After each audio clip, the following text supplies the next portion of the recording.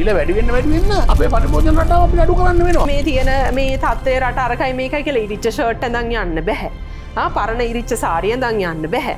ගත යුත්තේ කුමක්ද සහ නොගත යුත්තේ මොකක්ද කියන එක පිළිබඳව දැඩි අවධානයකින් ඉන්න ඕන. ඒ වගේම තමයි මිල සංසන්දනය. හතර වටේම තේරුම් ගන්න අපි උත්සාහ කරනවා. අපි අපිව තේරුම් ගන්න හදන්නේ. එළවලු අනවශ්‍ය විදිහට අපි පරිභෝජනය කරනවා. සකසුරුවම කියන්නේ ලෝභකම නෙමෙයි. ඕක හුඟක් වෙලාවට අපේ රටේ පටල ගන්න තැන. සමහර පාරිභෝගිකයෝ ඉන්නවා මිල වැඩි දේ ගත්ත එක තමයි හොඳ. දාන ලයිට් එක Tamanට නිවන්න බැරි නම් වැඩක් නැහැ. අපි පිළිගන්නවා කාටවත් තියෙන ප්‍රශ්නේ මොකක්ද? හැබැයි ඒ තුල විශාල අසාධාරණයක් අනිත් පාර්ශ්ව වලට එනවා. හිතන්න එපා මේ රටේ දැන් මේ මෙච්චර දෙවෙන ප්‍රශ්න දිලා මිනිස්සුන්ට මුදලේ අගේ තේරෙනවා කියලා. තව තේරෙන්නේ නැහැ. හැමෝම කැමති අයිතිවාසිකම් දිනා ගන්න. හැබැයි අපේ ආණ්ඩු ව්‍යවස්ථාවේ පවා තියෙන යුතුයකම්. ජීවිතේ හැරවුම් ලක්ෂයක් වේවි මේ වැඩසටහන ඔබට. අතීතයෙන් ඉගෙන ගනිමු. වර්තමානය සැලසුම් කරමු.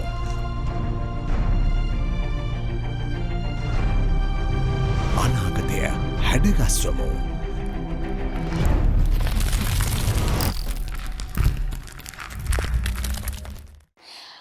අයිබෝවන් ජීවිත කාලය තුළ අපිට විවිධ විපර්යාසයන්ට මුහුණ දෙන්න සිද්ධ වෙනවා. එනිසායි සමහර අවස්ථාවලදී කාලයක් අරගෙන අපි සැලසුම් කරපු සමහර දේවල් තත්පර කිහිපයකින් වෙනස් වෙන්නේ.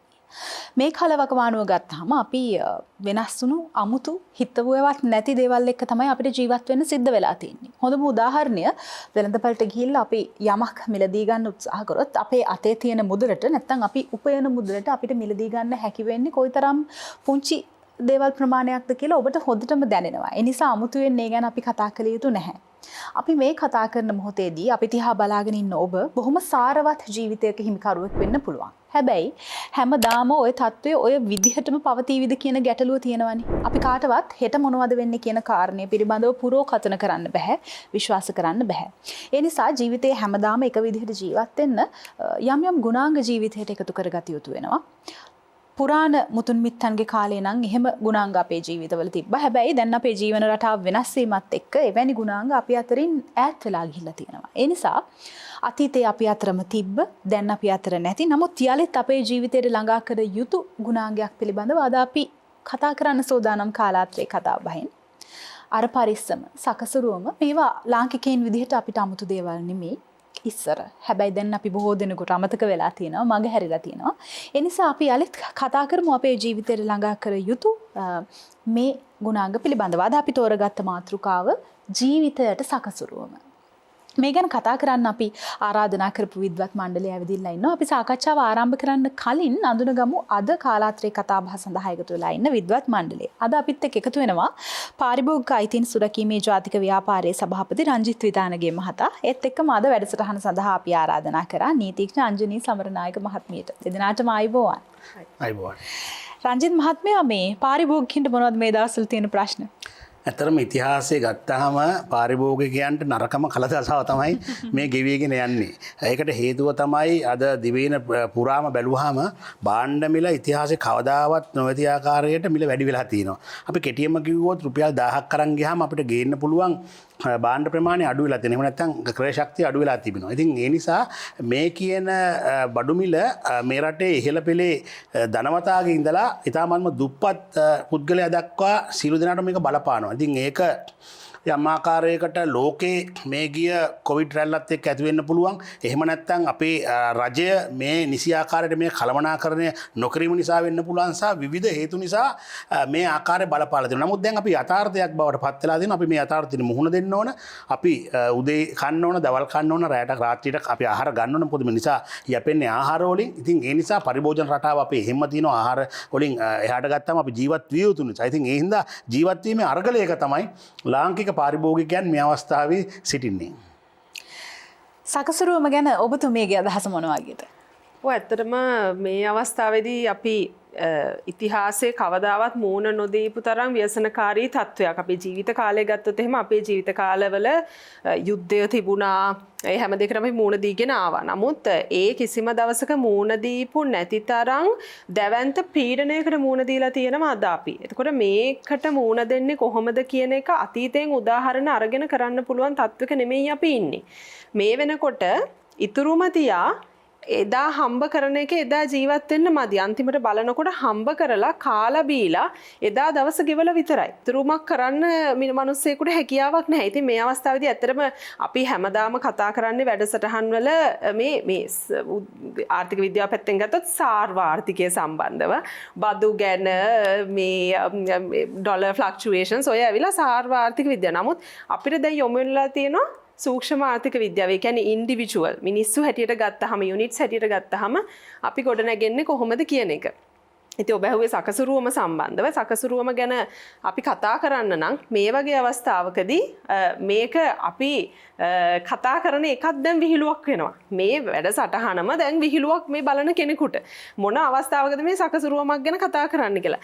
නමුත් මම ඉතා ආදරයෙන් ඉල්ලා සිටිනවා මේ වැඩසටහන බලන ප්‍රේක්ෂකයින්ගෙන් මේ වැඩසටහන බලන්න ඔබ පටන් ගන්න මේ මොහොතේ ඉඳන් පොසිටිව් විදිහට සුබවාදීව මේ කතා කරන දේවල් දිහා බලන්න ඇහුම්කන් දෙන්න කියලා. අන්න එහෙම තමයි අපිට සකසුරුවම ගැන කතා කරන්න වෙන්නේ. ඉතින් සකසුරුවම ගැන කතා කරන්න ගත්තොත් ප්‍රධානම දේ තමයි මේ වගේ අවස්ථාවක අපි අවධානය යොමු කරන්න ඕන අපේ භාවිතයට නොගත් කුසලතාවයන්. භාවිතයට නොගත් දක්ෂතාවයන්. මම වෘත්තියෙන් නීතිඥවරියක්. ඒ හැර මොනවද තව මට පුළුවන් කරන්න දේවල්. මට කේක් හදන්න පුළුවන්ද? මට හෙයාර් ඩ්‍රෙසින් පුළුවන්ද? මට පුළුවන්ද උගන්වන්න? තව මොනවද මට කරන්න පුළුවන් දේවල්. එතකොට මේ හැකියාවන් කුසලතාවයන් කොහොමද මම මුදල් කරගන්නේ? ඒ හැම කෙනෙකුටම අපි උපන් හැකියාවන් තියෙනවා. අපි උපන් දක්ෂතාවයන් තියෙනවා. අපි එද්දි ගෙනාපු අපේ මේ ඉන්හෙරන්ට් අපේ දේවල් තියෙනවා. අපේ සොෆ්ට් ස්කිල්ස් තියෙනවා. එතකොට ඒවා අපි කොච්චර දුරට මුදල් බවට පත් කරගෙන තියෙනවද අද වෙනකොට? දක්ෂතාවයක් කුසලතාවයක් මුදල් කරගන්න නම් ඒක සමාජයේ වැඩි පිරිසක් පිළිගන්නා වූ සේවාවක් බවට අපි පත් කරන්න ඕන. අපි කීයෙන් කී දෙනෙක් මේ වසංගත තත්ත්වයට එක්ක ඔය තත්ත්වය තේරුම් අරන් තියෙනවද? ඔන්න ඔතන ඉඳන් අපිට සකසුරුවම කියන එක ගැන හිතන්න පුළුවන් නම් ලස්සන විදිහකට හොඳ ආරම්භයක් ගන්න පුළුවන් නම් මොකද මේ ලෝකෙට කවුරුත් පැරෂුට් එකකින් එන්නේ නැහැ. හැමෝම එන්නේ Tamanට ආවේනික කුසලතාවයන්, දක්ෂතාවයන්, Tamanටම පුළුවන් දේවල් ගොඩක් එක. මේ අධ්‍යාපනය කියන්නේ සුදුසුකම් ටිකක් විතරයි. මේ සහතික ඕන කෙනෙක්ට ගන්න පුළුවන්. එහෙම නෙමෙයි. ලස්සනට මැහුම් කරන්න, ලස්සනට ගෙතුම් කරන්න මෙන්න මේවයි අපි ගේන දේවල්. එතකොට ඒ දේවල් අපි කීයෙන් කී දෙනෙක් මේ වෙනකොට මිල කරගෙන තියනවද? මුදල් කරගෙන තියනවද? ඉතින් ඔන්න ඔය කියන තැන ඉඳන් අපි කතා බහ පටන් ගමු. මම ප්‍රවේශයක් විතරයි ගත්තේ ඔබේ ප්‍රශ්නෙට. තව කතා කරන්න ගොඩක් දේවල් තියෙනවා. ඔන්න ඔය තැන ඉඳන් පටන් අරන් සුබවාදීව බලන්න අපි පුරුදු වෙමු. එතකොට මේ වැඩසටහනත් ඔබට ප්‍රයෝජනවත් වේවි. ඒ වගේම ජීවිතේ හැරවුම් ලක්ෂයක් වේවි මේ වැඩසටහන ඔබට. ලංකාවේ මේ වෙළඳපොළ තුළට ගියාම පාරිභෝගිකයන් වැරදි කරනවා කියලා බොහෝ දෙනෙක් කියනවා. ඔබ පාරිභෝගිකයන් ගැන හොඳින් දන්න කෙනෙක්නේ. මොනවද වෙළඳපොළ තුළ පාරිභෝගිකයන් අදින් සිද්ධ වෙන වැරදි? ඔව් ඇත්තටම පාරිභෝගිකයා ගොඩක් වෙලාවට දැන් ඉස්සර නිදහස් පරිසරයක භාණ්ඩ මිලදී ගැනීමට හැකියාව තිබුණා. මොකද ප්‍රමාණවත් ආදායම මම කියන්නේ මේ විශාල ප්‍රමාණයක් නෙමෙයි. යම්කිසි ආකාරයකට මීට වැඩිය නිදහසක් තිබුණා පාරිභෝගිකයට වෙළඳපොළ තුළ හැසිරෙන්න. හැබැයි මේ අවස්ථාවේදී ආදායම එකම ස්ථානික තිබියදී භාණ්ඩ මිල වැඩි වෙලා තියෙනවා. ඉතින් ඒ හින්දා පාරිභෝගිකයා මේ අවස්ථාවේ වෙළඳපොළ පිළිබඳව හොඳින් අවධානයෙන් ඉන්න ඕන. ඔබ කිව්වා වගේ මේ වැරදි වෙන්න බෑ. ඒ කියන්නේ පාරිභෝගිකයාට දැන් අර ඉස්සර කරපුව අපි වැරදි වෙන්න බෑ. මොකද ඇත්තටම අපි පාරිභෝගිකයා කරන එක වැරද්දක් තමයි. අපි සුපර්මාකට් එකකට ගිහලා දැන් ගොඩාක් මේ රාක්ක පිරෙන්න දැන්වීම් දාලා තියෙන විවිධ ඒවා තිබෙනවා. අපි යන්නේ සමහර විට අපිට අවශ්‍ය එළවලු ටික ගන්න. හැබැයි අපි අර රාක්ක දැක්කාම සමහර ඒවා ඩිස්කවුන්ට් තියෙනවා. විශාල ඒවා දැක්කාම අපේ නෙත ගැටෙන්නේ ඒවට. ඉතින් එතකොට අපි යන්නේ එළවලු ගන්න. හැබැයි අපි රුපියල් 10000ක 15000ක අපිට පරිභෝජනයට මේ අවශ්‍ය නැති සමහර දේවල් අපි කාට් එකට දාගෙන අපි ගොඩ ගහ ගන්නවා. අන්න ඒක ඉතාමත් ලොකු වැරද්දක් අපි කරනවා. මොකද ඇත්තටම පාරිභෝගිකයෙක් ගෙදරින් එළියට බහිනවා නම් අපිට ගන්න ඕන මේ ටික කියලා සටහන් කර ගන්නවා නම් සටහන් කරගෙන අපේ තියෙන දැන් මාසික අපේ තියෙන ආදායමත් එක්ක මේක ගලපලානේ අපි මේක කරන්නේ. එතකොට අපි ගිහිල්ලා වෙළඳපොළට ගිහිල්ලා අපිට අවශ්‍ය බාන ටික එතකොට අපි තෝරගන්නවා. අපි ඒක අපේ කාට් එකට දාගෙන අපි ඒක ගෙවල එවනවා නම් මම හිතන්නේ අපේ මුදල් ඉතුරු වෙනවා. දැන් මේ අවස්ථාවේ අපි කියන්නේ සමහර භාණ්ඩ අනවශ්‍ය භාණ්ඩ මේ මේකට හේතුව ලෝක හීනත බඩු භාණ්ඩ හිග වෙන්න පුළුවන්. එහෙම නැත්නම් මේ රටේ ආණ්ඩුවේ එහෙම නැත්නම් මේ රජයේ කළමනාකරන නොහැකියාව වෙන්න පුළුවන්. හැබැයි ඒ කොයි දේ වුණත් මේ යථාර්ථයේ පාරිභෝගිකයන් අපිට මුහුණ දෙන්න වෙලා තියෙනවා. ඒ හින්දා අපිට මේ රට පාලනය කරන්න බෑ. අපි පාලකයෝ නෙවෙයි. හැබැයි අපි පාලිතයෝ. අපිට කරන්න පුළුවන් මොකක්ද දේ? අපි ඒ වැරද්ද අවම කරලා අපිට මේ වෙළඳපොළ තුල මෙහෙම හැසිරෙන්න පුළුවන් නම් මං හිතන්නේ ඒක තමයි. මොකද අපි ජීවත් වීම අනිවාර්යයෙන්ම කළ යුතුයි. අපේ ළමයි අපි ජීවත් වීම කළ යුතුයි. ඒ වගේම තමයි අපිත් එක්ක ඉන්න තව දෙමව්පියෝ ඉන්නවා. ඒ කට්ටිය අපි ජීවත් කළ යුතුයි. ඉතින් ඒ නිසා මේ අවස්ථාවේදී ඔබ කිව්ව ආකාරයට මේ සකසුරුම ඉතාමත්ම වැදගත්. මොකද ඒක ජීවිතේට හැමදාම වැදගත් තමයි. නමුත් මේ අවස්ථාව විශේෂ සුවිශේෂ අවස්ථාවක්. මේ වෙලාවේ අපි ගත යුත්තේ කුමක්ද සහ නොගත යුත්තේ මොකක්ද කියන එක පිළිබඳව දැඩි අවධානයකින් ඉන්න ඕන. ඒ වගේම තමයි මිල සංසන්දනය. එතකොට සමහර දේවල් සමහර කඩවල මිල වැඩි. සමහර තැන්වල අඩුයි. දැන් මේ මිල වැඩි වෙනද පොළ තුලත් සාපේක්ෂව බැලුවම සමහර තැන්වල භාණ්ඩ මිල වැඩි.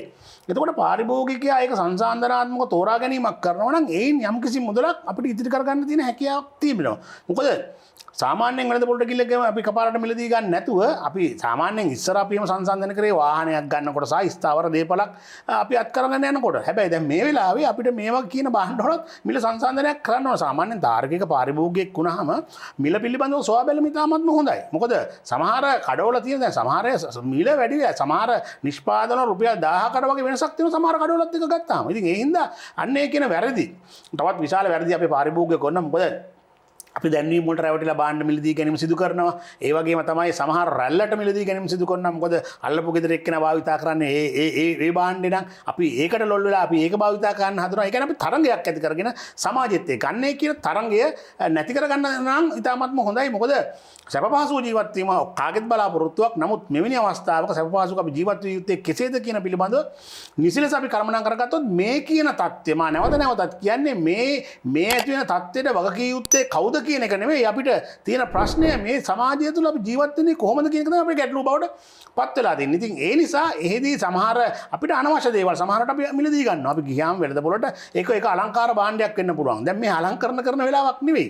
මේ අවස්ථාවේ අපිට බොහොම අමාරුවෙන් මේ රටේ සියලු දෙනාම ජීවත් වෙන්නේ. ඉතින් ඒ නිසා ආදායම් මට්ටම කොපමුණ වුණොත් සියලු දෙනාම ඉතාමත්ම අමාරුවෙන් ජීවත් වෙන්නේ. ඉතින් ඒ නිසා මේ අලංකරණ වලට ඒ වගේම තමයි සමහර විට මේ ඔන්ලයින් අපේ ජංගම දුරකථන ගත්තාම ඔන්ලයින් භාණ්ඩ රසක් අපේකට එනවා. විශාල ඡායාරූප දාලා මේව අපි වැළඳ ගන්නවා. මේව ඉතාමත්ම හොඳයි කියලා. හැබැයි ගෙනහැල්ලා බලනකොට ඉතාමත්ම පොඩි සමහර ඒවා අපිට අවශ්‍ය නැති දේවල්. අපි මේ රුපියල් 1000ක් වෙන්න පුළුවන් 1200ක් වෙන්න පුළුවන්. හැබැයි මාසෙකට ගෙනහැලා අපි එකතු කරලා බලනකොට රුපියල් 20000ක් 25000ක් අපි මේ අනවශ්‍ය දේවල් අරගෙන. ඉතින් එතකොට පාරිභෝගිකයා Tamanට අත්‍යවශ්‍ය කුමක්ද ඉතා හොඳින් හඳුනා ගන්න ඕන සහ ඒ පිළිවෙලට අපි ඒක තේරුම් ගන්න ඕන. මේ දේ තමයි අපිට ඕන වෙන එක. මොකද සමහර වෙලාවට බඩගින්න ඉඳලා අපේ ගෙදර ලස්සනට දෙයක් වැඩක් නැහැ. සියලු දේ හොඳයි. ගෙදර අලංකාර කරන එක පිරිසුදු වීම ඉතාමත්ම හොඳයි. නමුත් මෙවැනි දුෂ්කර අවස්ථාවක කළමනාකරණය කර ගැනීම තමයි ඉතාමත්ම හොඳ. මොකද මේ සමාජ ජීවත් වීම සඳහා ඉදිරියේදී ජීවත් වීම සඳහා මොකද මේ තත්ත්වය තම කොපමණ කාලයක් තියෙද කියලා අපිට කියන්න බෑ. අනාවැකි කියන්න බෑ. මොකද මේ කොවිඩ් තත්ත්වය මත තියෙනවා තව ලෝක ආර්ථික පිළිබඳ ගැටලු තියෙනවා. සහ ඉන්ධන මිල වල ප්‍රශ්න තියෙනවා. ඉතින් මේ හැම එකක් බැලුවාම අපි මේක කරනවා. අපි තවදුරටත් කතා කරොත් බලන්න කොපමණ ආහාර ප්‍රමාණයක් අපි පසුගිය කාලවල කතා කරා. අපි පත්තරවලට මේවා ලිව්වා. අපි සංගරා වලට මේවා ලිව්වා. මොකද විශාල ආහාර ප්‍රමාණයක් මේ ලෝකෙම්ම නාස්ති වෙනවා. විශාල ආහාර ප්‍රමාණයක්. ඒතකොට ලංකාවේ ගිහිල්ලා බලන්න අද මගුල් ගෙදරකට ගිහිල්ලා බැලුවත්, පාටිකට ගිහිල්ලා බැලුවත්, ඔයාම සාධකම් බැලුවත් අර මේ එඳුල් මේවා කරන සෑහෙන විශාල ප්‍රමාණයක් අහක යනවා. දැන් ගෙදර හාල් කොපමණ ප්‍රමාණයක් මේ වෙනකොට අපි ඉවත් කරනවද? ඒ කියන්නේ අද හාල් කිලෝ එකක් ඉතාමත්ම ගණන්. ඉතිහාසෙ කවදාවත් මේ ගානට අපි අරගෙන නැහැ. හැබැයි ඒ අරගෙනත් අපි ඒක විසි කරලා දානවා. ඉතින් පාරිභෝගිකය කරනවා ඔය වගේ විශාල වැඩි සංඛ්‍යාවක්. ඉතින් හැබැයි අපි මේක අවම කරගන්න. අපි කියමු මේක කරගන්න මේක නවත්තන්න බෑ කියලා. නමුත් මේක අවම කරගන්න ඕන නම් මම හිතන්නේ යම් කිසි ආකාරයකට මේක කරලා බලන්න කියන ආරාධනාව මේ අවස්ථාවේ කරනවා. දැන් මොකද පසුගිය මාසේ ගයවම එළවලු මිල ඉතාමත්ම මිල වැඩි. අපිට මිලදී ගැනීමට නොහැකි තරමට සමහර මිල ඉහළ ගියා. ඉතින් ඒ නිසා සමහර පාරිභෝගිකයෝ කරේ මිලදී ගත්තේ නැහැ. එතකොට ඔවුන් කරේ තමන්ගේ ගෙදර වත්තේ මොනවා හරි තියෙනවා නම් ඒ ටික හදාගෙන ඒ පරිභෝජන රටවල පුරුදු වුණා. හැබැයි එහෙම පුරුදු වීම තුළ තමන්ට දැනුණා තමන්ට යම්කිසි ඉතිරියක් තියෙනවා සහනයක් තියෙනවා කියලා. ඉතින් ඒ හින්දා අන්න එවැනි දේවල් වලට මොකද අපි හැමදාම ජීවන රටාව පුරුදු වෙලා තියෙන්නේ වැඩ ඇරලා එනකොට ගියා කඩේට බඩු ටිකක් ගත්තා ගෙදර ගෙන ආවා. ගෙදර අරගෙන ආවලා ඒක පිළිවෙල කරගත්තා. හැබැයි ඒ ජීවන රටාවෙන් පොඩ්ඩක් මිදෙන්න පුළුවන් අවස්ථාවක් තමයි මේ ඇවිල්ලා තියෙන්නේ. හැබැයි ඒක අපිට හිතෙනවා මේක පාරිභෝගිකයාට මේ රටේ ජනතාවට ඉතිරි කිරීම සඳහා කෙසේ වෙතත් ජීවත් වීම සඳහා කිසියම් ඒ කියන්නේ බොහොම දුෂ්කරව ජීවත් වීම සඳහා අත්දැකීමක් ලබා දුන්න අවස්ථාවක් විදිහට මේක දකින්න බෑ. මේ අවස්ථාවේ මේක කරගත්තොත් ඉදිරියේදී මේ තත්ත්වය ඉවර වුණොත් මං හිතන්නේ අපිට ඉතාමත්ම හොඳින් සකසුරුකම් කරගෙන අපි ඉතුරුම් වැඩි කරගන්න පුළුවන් අවස්ථාවක් බවට මේ තත්ත්වයපත් කරලා තිබෙනවා. සකසුරුවම කියන්නේ ලෝභකමද? කිසිසේත්ම නැහැ. සකසුරුවම කියන්න ලෝභකම නෙමෙයි. ඕක හුඟක් වෙලාවට අපේ රටේ පටල ගන්න තැන. ඇත්තටම සකසුරුවම කියන දේදී වැදගත් වෙන්නේ ඔබේ පරිභෝජනයේ හෝ ඔබේ මේ තෘප්තියෙහි කිසිම අඩුභාවයක් නැහැ. දැන් අපි භාණ්ඩයක් හෝ සේවාවක් මිලදී ගැනීමේදී වැදගත් වෙන්නේ මේ තෘප්තිමත්භාවය. එතකොට මේ තෘප්තිමත්භාවයේ කිසිම අඩුවක් කරගන්න කියන එක නෙමෙයි මේ කියන්නේ. දැන් උදාහරණයක් හැටියට ඇඳුම් ගත්තොත් එහෙම හුඟක් දෙනාට වියදම් යන දෙයක් තමයි ඇඳුම් කියන්නේ. ඒ මොකද ගොඩක් වෙලාවට කරන්නේ ඇඳුම් ගොඩ ගහනවා. මේ සමහර විට රුපියල් 1000 2000 1500 ඔහොම මහා ගොඩවල්. හැබැයි ඇඳුමක් ඇඳන් ගමනක් කියන්නේ එළියට බහිනකොට මුළු අල්මාරියම පෙරළුවත් ඇඳන් යන්න ඇඳුමක් නැහැ. ඒ මොකද මේ ඉන්වෙස්ට් කිරීමක් නෙමෙයි, ඒකත් ආයෝජනයක්. ඇඳුමක් වෙනුවෙන් කරන ආයෝජනයක්. හරියට බලලද ප්‍රොඩක්ට් එක බලලද බ්‍රෑන්ඩ් එක බලලද ආයෝජනය ඔබ කළේ ඇඳුමට. එහෙම කරා නම් ඇයි ඔබට එළියට බහිනකොට ඇඳන් යන්න ඇඳුමක් නැත්තේ? ඇයි අල්මාරිය පෙරළුවාම ඇඳුමක් නැත්තේ? ඔන්න ඕකයි. දැන් එකවර ඇඳුම් ප්ලෑන් කරන්න නැතිකම ඕන තරම්. දැන් මේ කොවිඩ් වලට කලින් හරි සාමාන්‍ය අපේ රටේ ඕන තරම් ජනතාව හිටියා පිටරට ගිහිල්ලා shopping කරන් ආපු කට්ටිය. ඕන තරම් හිටියා. ඩුබායි ගියා, ඊට පස්සේ කොහෙද මේ තායිලන්ඩ් යනවා, සිංගප්පූර් යනවා, ගිහිල්ලා shopping කරනවා. එතකොට එහෙම ඒ වයේදී අපි දන්න දෙයක් තමයි මේ discount prices දානවා. හොඳ branded ඇඳුම් වලට ලංකාවේ වුණත් discount දානවා. එතකොට discount දාපු වෙලාවක ඇඳුම් ටිකක් ගන්න එකතු කරගන්න පුරුද්දක් නැහැ. පොඩ්ඩක් කොයි කාලෙද discount දාන්නේ? new year එකටද, christmas එකටද, නැත්නම් මේ අවුරුද්ද මැද දානවා, වසර මැද මහා සේල් කියලා ඒ දවස්වල දානවා. ඉතින් මේ අවස්ථාවේ කඩවල දානවා, මෙහෙම අඩුවට දැන් දෙනවා කියලා. අන්න ඒ වගේ තියෙන අවස්ථාවකදී මම එක උදාහරණයක් කියන්නේ. එතකොට ඔබට විශාල ඉතිරියක් වෙනවා හරි ඇඳුමක්. කල්පවත්නා ඇඳුම. සමහර හොඳ ඇඳුම් තියෙනවා අවුරුදු 7 8 10 15 වුණත් කිසිම ඩැමේජ් එකක් නැතුව තියාගන්න පුළුවන්. නමුත් අපි ඉන්වෙස්ට් කරලා තියෙන්නේ එහෙම ඇඳුම් වලට. මම ඇඳුම් කියන්නේ එක උදාහරණයක් විතරයි. අනිත් දේ තමයි ආහාර. දැන් ගෙදරක අපේ ලංකාවේ ගත්තොත් උයන්නේ මවනේ හෝ කාන්තාව. එතකොට දැන් කොමන් එන මේ කතාවක් තමයි මේ කම්ප්ලේන් එකක් තමයි අතරම මේ හරි නැහැ, කෑම රස නැහැ, මං කැමති නැහැ ඕවා. එතකොට දැන් කවුද කිව්වේ උයන්න එපා කියලා? ඇයි Tamanට දැන් ගෙදර බඩු තියෙනවා නම් Tamanට කැමති කෑම සෑන්ඩ්විච් එකක් නම් හොට් ඩොග් එකක් නම් මොකක් හරි ගෙනල්ලා ඇයි Tamanට හදා ගන්න බැරි?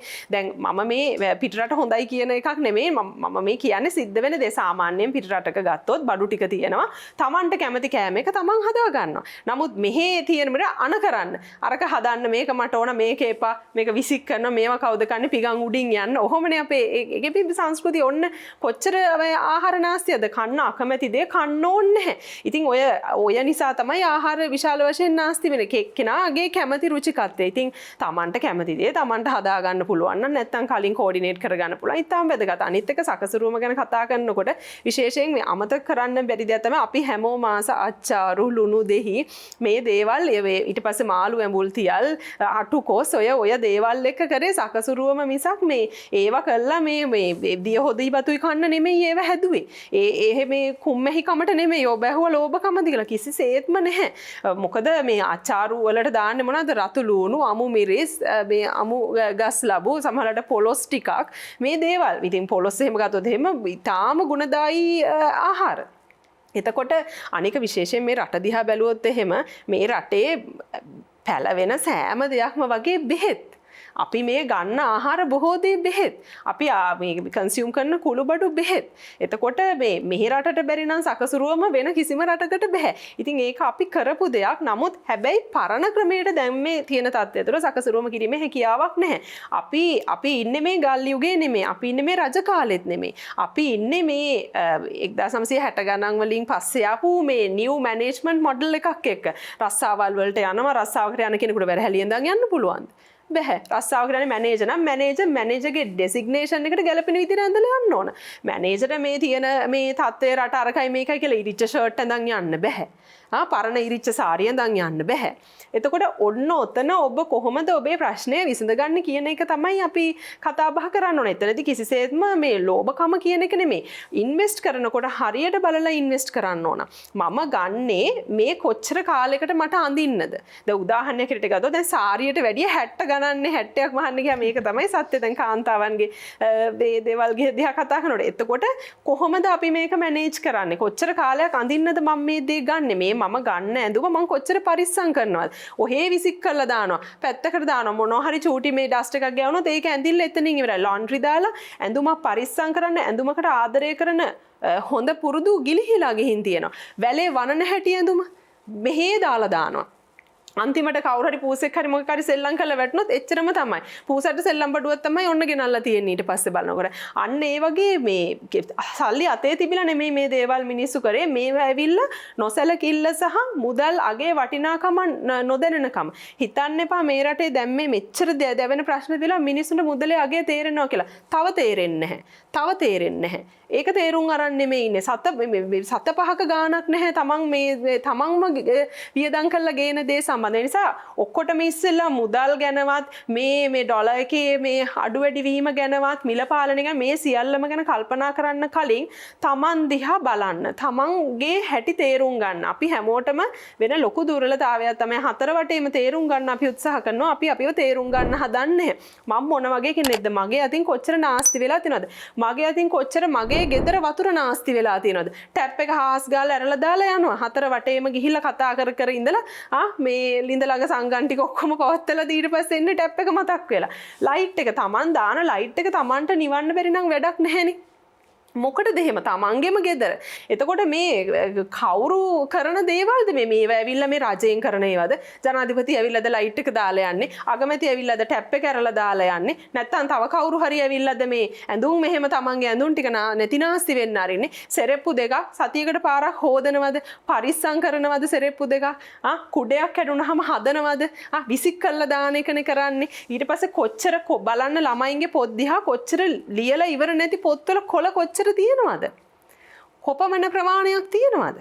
එතකොට ඇයි මේ නාස්තියක් නෙමෙයිද? ඇයි මේ සාර්වාර්ථිකය කියන මහා සංකල්පයේ නාස්තිය ගැන කතා කරන්න කලින් බලන්න මේ ඔබ තුල මේ සිදුවන මේ නාස්තිය දිහා මොනතරම් විශාල නාස්තියක්ද සිද්ධ වෙන්නේ. ඉතින් මේ සබන් නොගා ඇඟ හොදන්න කියන එක නෙමෙයි මේ කියන්නේ. ඒක නෙමෙයි මේ ඊටාම පැහැදිලිව තේරුම් ගන්න ඕනේ. ඒ වගේ මේ මුග්ධ තැනක ඉඳන් ප්‍රශ්න තේරුම් ගන්න බෑ. අපි මේ කතා කරන්නේ ඊට වඩා විද්වත් සාකච්ඡාවක්. අපි කතා කරන්නේ බුද්ධිමත් පිරිසකට අපේ රටේ ජනතාවට. එතකොට තමන් තුලයි මේක මේ හරිම පොසිටිව්ලි ගන්න ඕන දෙයක් අපි ඉන්නේ. කවුරුවත් ඇවිල්ලා මේ දේවල් වෙනස් කරනකම් බලන් ඉන්න එපා. හැමතිස්සෙම ඇයි රජවල් වලට බයින්නේ? දැන් රජවල් කීයක් මේ රටේ ආවද? ඇයි රජවල් වලට බයින්නේ? මොකද ජනතාව පුරුදු වෙලා තියෙනවා එන රජයක එල්ලිලා තමන්ට මේ දේ කරගන්න පුළුවන් කියන මානසිකත්වයක ඉන්නවා. එහෙම හිතන්න එපා කවදාවත්. එහෙම හිතන්න අපි අමාරුයි වැටෙනවා. දැන් කවුද දැන් මේ රටේ ජාතික රජයේ පාසල් තියෙනවා වගේම ජාත්‍යන්තර පාසල් තියෙනවා. කවුද කියලා තියෙන ජාත්‍යන්තර පාසලකට ළමෙක් දාන්න එපා කියලා කවුරුත් නීති දාලා තියෙනවද?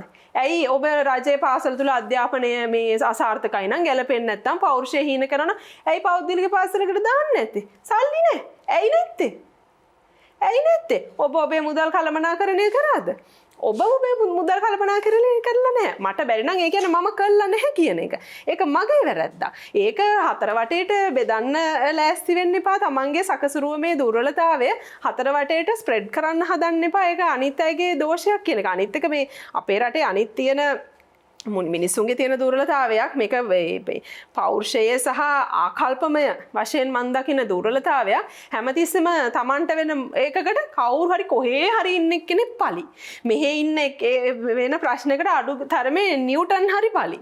එහෙම හැමතිස්සෙම මේ බෝලයක් පාස් කරලා Taman නිවැරදි සහ අනිත් කෙනා වැරදි මේ එයාගේ වැරද්ද නිසා තමයි මට මෙහෙමුනේ. නැත්තම් මම හරිම නිවැරදි කෙනෙක් කියන එක හැමතිස්සෙම ඔප්පු කරන්න හදනවා. ඉතින් කිසිසේත්ම මේ අපේ රටේ මෙහෙම කරාට ඔබ බලන්න අපේ රටේ සෞඛ්‍ය දර්ශක ඉහළ පවත්වගෙන යන්න අපේ රටේ මිඩ්වයිෆ්ලම් කරන කැපකිරීම.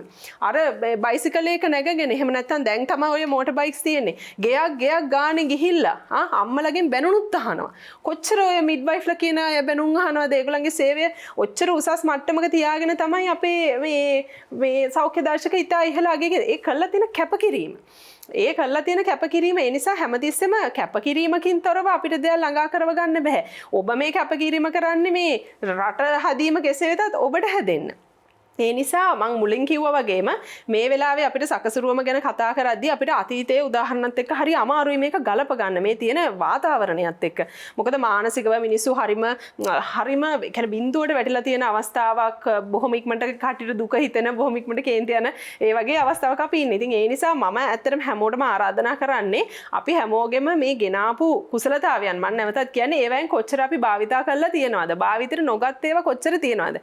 අපි අන්න ඒ කුසලතාව හැකියාවක් අපි කොහොමද සේවාවක් කරගන්නේ ඒ කරලා අපි කොහොමද ඒක මුදල් කරගන්නේ අන්න එතනින් අපි පටන් අරගෙන අපේ මේ නාස්තියවම කළා නාස්තියවම කරනවා කියන්නේ මේ වැරහැලි අඳිනවා කියන එක නෙමෙයි ලුණුයි බතුයි කනවයි කියන එක නෙමෙයි නාස්තියවම කරනවා කියන්නේ කොහොමද අපේ ජීවිත සරල කරගෙන මොකද අපි හැමතිස්සෙම ධර්මය ගැනමයි කතා වෙන්නේ අටලෝ දහමින් කම්පා වෙන්න එපයි කියනවා සරල වෙන්න කියනවා ඔහොම කියනවා ධර්මය කියන්නේ පරිණත බව ධර්මය නැහැ පොතේ මේ පොතක නැහැ පොතෙන් බණ ඉගෙන ගන්න බෑ ඒ බණ ඉගෙන ගන්නේ බුද්ධියත් එක්ක බණ ඉගෙන ගන්නේ දර්ශනය අවබෝධ වෙන්නේ ප්‍රඥාවත් එක්ක ඒකනේ කියන්නේ චක්කියුම් උදපාදි ආලෝක උදපාදි වෙන්නේ පරිණත බවත් එක්ක ඒ නිසා ඒ පරිණත බව අවංකව කියන්න ඕන මම නම් මේ රටේ දකින්නේ නැහැ එහෙම පරිණත බවක් නමට බෞද්ධ මිසක් එහෙම දකින්නේ නැහැ ඉතින් ඒ නිසා ඔබට මෙන්න තවත් මේ ලෝකය පිළිබඳ විනිවිද දකින්න හොඳම අවස්ථාවක් මේ පැන්ඩමික් එක ඉතින් ඒ නිසා පරිණත බව ඇති කරගන්න සකසුරුවමට හුරු වෙන්න ඒ කියන්නේ මේ කිසිසේත්ම ඔබ වැරහැලි අඳිනවා කියන එක ලුණුයි බතුයි කනවා කියන එක ලෝභකමවත් කියන එක නෙමෙයි. හොඳයි. කාලාත්‍රේ කතාබහ තුලින් අපි විරාමයක් ලබා ගන්න ඕනේ. විරාමයෙන් අනතුරු අපි නැවතත් සකසුරුවම ගැන කතා කරමු.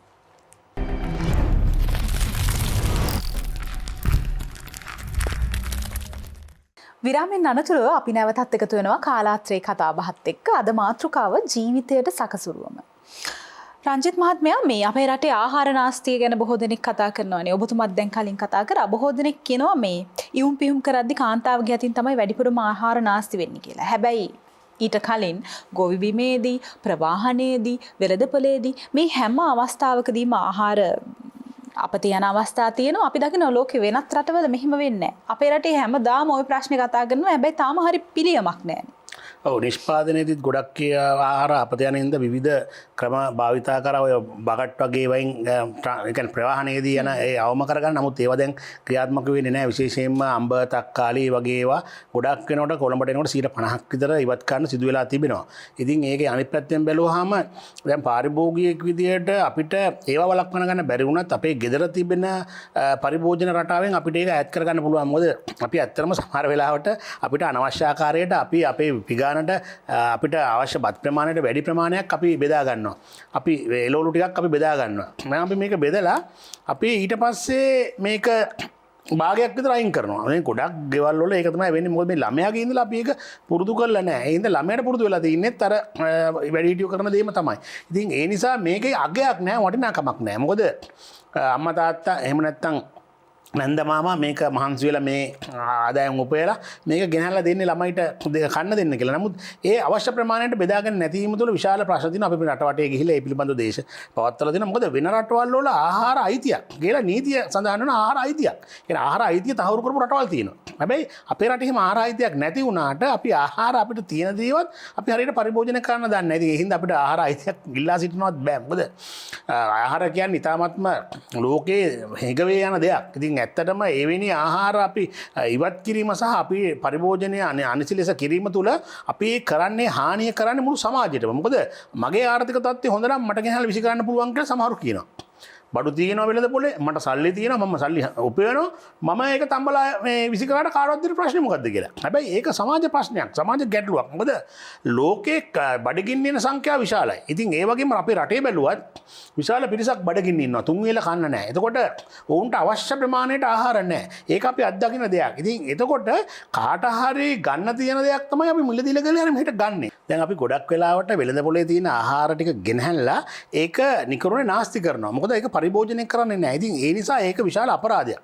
ඒ විතරක් නෙවෙයි දැන් මේ ආහාර ගැන කියද්දී ඒක අනිත් පැත්ත. දැන් අපි ලයිට් එකම දාලා දෙනවා කවනවා ඔයාලට දෙන ප්‍රශ්නේ මොකද්ද? අපි දැන් එක්කොත් ඒක නිවා දමන්න කියලා ඔයාලට දෙන ප්‍රශ්නේ මොකද්ද? අපි ලයිට් බිල ගෙවනවා නම් ඔයාලට දෙන ප්‍රශ්නේ මොකද්ද? අපි ඒක බිල ගෙවනවා කියලා. නමුත් ඒක නෙවෙයි මේ රටේ දැන් හීන වෙන යන දෙයක් තමයි දැන් අපිට නොදබල යන දෙයක් තමයි ෂෙවිම් යන පද්ධතිය තමයි විදුලිය. ඉතින් ඒ හින්දා මේ අවස්ථාව ඉතාමත්ම පරපරිවෙස්සෙන් විදුලිය පරිභෝජනය කරන්න කරන්න. මොකද අපි පහන් දෙකක් නිවලා දැම්මොත් අපි අයන් එක හරිය විදිහට භාවිතා කරොත් අපි ඒ කරන හැමදේම මේ රටට ඩීසල් ටික ඉතුරු වෙනවා. දැවි තෙල් ටික ඉතුරු වෙනවා. ඉතින් ඒ නිසා මේ ප්‍රශ්නෙට මුහුණ දෙන්නේ මගේ ආර්ථික මත නෙවෙයි. තමන්ගේ ආර්ථික මත නෙවෙයි. අනිත් අයත් එක්ක සමාජයේ එකට ගත කරන මේ සැකසුරුවම්කම නිසා තවත් පිරිසක් මේකෙන් යම්කිසි ප්‍රතිලාභයක් ලබනවා. ඉතින් ඒ නිසා දැන් අපිට රුපියල් 1000ක් තියෙන වියදම් කරන්න අපි එකපාරට වියදම් කරනවා. අපි ටික ටික වියදම් කරනකොට ගැටලුවක් මේක මෙතන තියෙන්නේ. ඉතින් ඒ නිසා දැන් සමහර අවස්ථාවල මේ ආහාර කියන එක අපි විශාල වශයෙන් දිනපතා තවමත් මේ රටේ නාස්ති වෙන බව අපිට පේනවා. අපි ගිහිල්ලා බැලුවොත්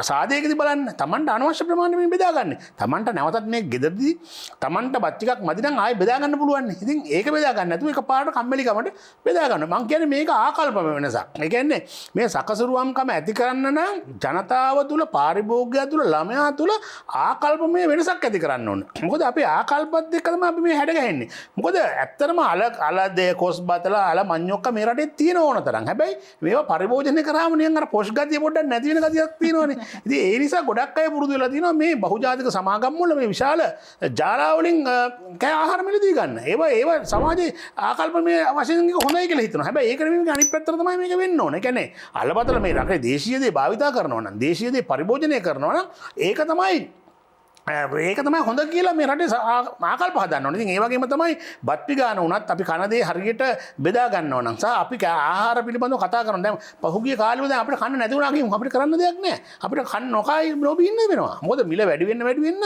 අපේ පරිභෝජන රටාව අපිට අඩු කරන්න වෙනවා. ඒක අපි කැමැත්තෙන් හෝ අකමැත්තෙන් කරන්න වෙනවා. ඒතර අපි රජයට බැන ඉඳලා වැඩක් නැහැ. මොකද අනිවාර්යයෙන් මේකේ වගකීම රජය වෙන්න පුළුවන්. මේක ලෝක ආර්ථිකය වෙන්න පුළුවන්. නමුත් මේකට ඍජුවම මේකට මුහුණ දෙන්න වෙලා තියෙන්නේ අපිට. ඒ හින්දා මේක අපි මුහුණ දෙන්න ඕන ප්‍රශ්නයක්. ඉතින් ඒකින්ද හැම කුටුම්බයක්ම හැම පවුලක්ම තමන්ගේ විදුලි පරිභෝජනය අඩු කරනවා නම් තමන්ගේ ඩීසල් හෝ පෙට්‍රල් හෝ මේ පරිභෝජනය අඩු කරනවා නම් සහ ආහාර ටික මේ ඉදිරි කරනවා නම් ඒ අර පරිමැස්ම කරනවා නම් මේ සියලු කටයුතු ඇඳුමක් වුණත් අපි මිලදී ගන්නකොට දැන් දෙසැම්බර් ලඟ වෙනවා. දැන් අප්‍රේල් මාසේ ලඟ වෙනවා. දෙසැම්බර් ඉවර වුණා. ඉතින් එතකොට එහෙදීත් අපිට අවශ්‍ය දේ පමණක් අපි මිලදී ගන්නවා නම් පොදුවේ තමන්ට ඉතිරි වෙන ගමන් ඒ මුදල තමන්ට ඉතුරු වෙන ගමන් සමාජයට ප්‍රතිලාභයක්. ඒක අපි අමතක කරන්න ඕනේ නැති හොඳ නැති කාරණයක්. මොකද සමාජ ප්‍රතිලාභයක් මේකේ තියෙනවා. දැන් මම මේ වෙළඳපොළ තුළ හැසිරීම මත අනිත් අයගේ ජීවිත සහ අනිත් අයගේ දේවල් තීරණය වෙනවා. දැන් අපි සාමාන්‍යයෙන් අපි කන බොන එකෙන් අපේ ජීවිත විතරක් නෙවෙයි මේ තීරණය වෙන්නේ. අපේ ආර්බිට්‍රස් විතරක් නෙවෙයි. අපි ආර්බිට්‍රස්මට පුරුදු වුණොත් සමාජයේ අනිත් අයට ප්‍රතිලාභයක් ලැබෙනවා. අන්න ඒ බව අපේ ළමයිට අඟවන්න ඕන, අපේ වැඩිහිටියන්ට අඟවන්න ඕන, මේ සමාජයට ඒක දෙන්න ඕන පණිවිඩයක්. ඉතින් ඒ වගේම තමයි නිසි කළමනාකරණයෙන් යුක්තව. දැන් මොකද ඊගාව මාසෙ වෙනකොට මොනවද මිල වැඩි වෙන්න පුළුවන් දේවල්. එතකොට ඊගාව මාසෙ මොනවද? දැන් අඩුවටම තියෙන්නේ මොනවද? දැන් ආහාර බැලුවොත් එළවලු බැලුවොත් දැන් අද වෙනකොට එළවලු මිල අඩු වෙලා තියෙන්නේ ඒවා මොනවද? සමහර ඒවා රුපියල් 800 900ක් දක්වා තිබුණා. සමහර ඒවා රුපියල් 400 300 200 මිල අඩු වෙලා තිබුණා. ඉතින් එතකොට මෙවැනි අවස්ථාවක අපි අඩු ඒවා පරිභෝජනය කරනවා නම් අපිට යම් කිසි ඉදිරියක් තියෙනවා. මොකද සමහර කාලවල වකවානු වල අස්වැන්න ලැබීමත් එක්ක අවුව සහ වැස්ස ඔය හැම එකක් එක්කම විවිධ කාලෙට විවිධ දේවල් එනවා. දැන් රඹුටන් වුණත් එන්නේ අපි දන්නවා මැයි ජුනි වෙනකොට කියලා. ඉතින් එතකොට ඒ වගේ තමයි සමහර එළවලු වර්ග වට්ටක්ක වෙන්න පුළුවන්, තක්කාලි වෙන්න පුළුවන්, අලු කෙසෙල් වෙන්න පුළුවන්. සමහර ඒවා බහුලයි. අඹ වර්ග තියෙනවා. ඉතින් එතකොට ඇඹරැල්ලා තියෙනවා. ඉතින් මේ වෙනි ඒවා අපිට පරිභෝජනය කරනවා. දැන් බලන්න ගිහිල්ලා කොළඹ නගරේ සහ වෙනත් නගරවල සමහර හෝටල් වල තියෙන්නේ ඔක්කොම එකම එළවලු. ඒකට හේතුව තමයි එදා දවසේ සහ ඊට කලින් දවසේ මිල අඩු වෙලා තියෙන්නේ වගේ. ඉතින් ඒ හින්දා අපි ගෙවල් වලත් අපි මේ පුරුද්ද ටිකක් ගියොත් මොකද ඒවා අපි කවදාවත් කන බොන දේවල්නේ. ඒ හින්දා පාරිභෝගිකයා හුරු වෙනවා නම් මිල අඩු දේ මිලදීගෙන එදා පරිභෝජනය කරලා අපි කියන්නේ මේ එකක්වත් මේ නරක දේවල් නෙවෙයිනේ. අපි ගෙවල් වල පාවිච්චි කරන සාමාන්‍ය දේවල්.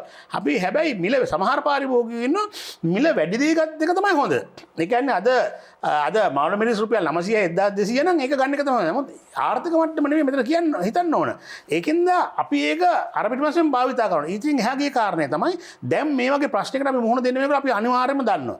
රජය ප්‍රකාශ නොකරත් පාරිභෝගික විතර ජනතාව විදියට මේ සංවේදී මිනිස්සු හැටියට මේ රටේ දන්න මිනිස්සු. හැබැයි ඒ නිසා අපි අපේ ගෙදර පුංචි ඉඩේ හරි අපි මේ නාගරික මේ මහල් නිවාස ගැන නෙමෙයි කතා කරන්නේ. සාමාන්‍යයෙන් ගාමිය මට්ටම එහෙම නැත්නම් ගම් මට්ටමේ අයට මොකද්ද කරන්න පුළුවන් තියෙන්නේ මෑ කරල් ටික හිටව ගන්න පුළුවන් වම්බොඩු ගහ හිටව ගන්න පුළුවන් බණ්ඩක ගහ හිටව ගන්න පුළුවන් ඉතින් වම්බොඩු ගහ හිටව ගන්න පුළුවන් මේ වගේ පොඩි පොඩි දේවල් අමු මිරිස් ගස් දෙකක් තුනක් තිබුණොත් ඒ අස්වැන්නේ නැති මොකද අමු මිරිස් කරලයි දෙකයි නෙදාන්නේ ඉතින් ඒ නිසා අපි ඒකට හුරු වෙන්න ඕන අපි තාම ඒකට හුරු වෙලා නැහැ ඒකින්ද අපි මොකද කරන්නේ අමු මිරිස් 100 කියනවා කීද රුපියල් 150 කිලෝ එකෙන් 1500 සමහරට 2000ට ගියා ඒක නල්ලත් මොකද කරන්නේ නාස්ති වෙනවා ඒකත් අපි ෆ්‍රිජ් එකේ දාලා තියලා නාස්ති වෙනවා ඉතින් ඒ නිසා යම්කිසි ආකාරයකට උත්සාහ කරනවා නම් අඩුම ගන්න දැන් පසුගිය සති දෙක තුළ අපිට තේරුණ කාරණය තමයි එළවලු අනවශ්‍ය විදිහට අපි පරිභෝජනය කරලා අපිට ඇත්තටම එළවලු අනවශ්‍ය ආකාරයට අපි පරිභෝජනය කරලා මොකද සමහර පාරිභෝගිකයෝ ගත්තෙම නැහැ ඒ හින්දා යම්කිසි ආකාරයකට එළවලු මිල අඩු වුණා ඒකට හේතුව තමයි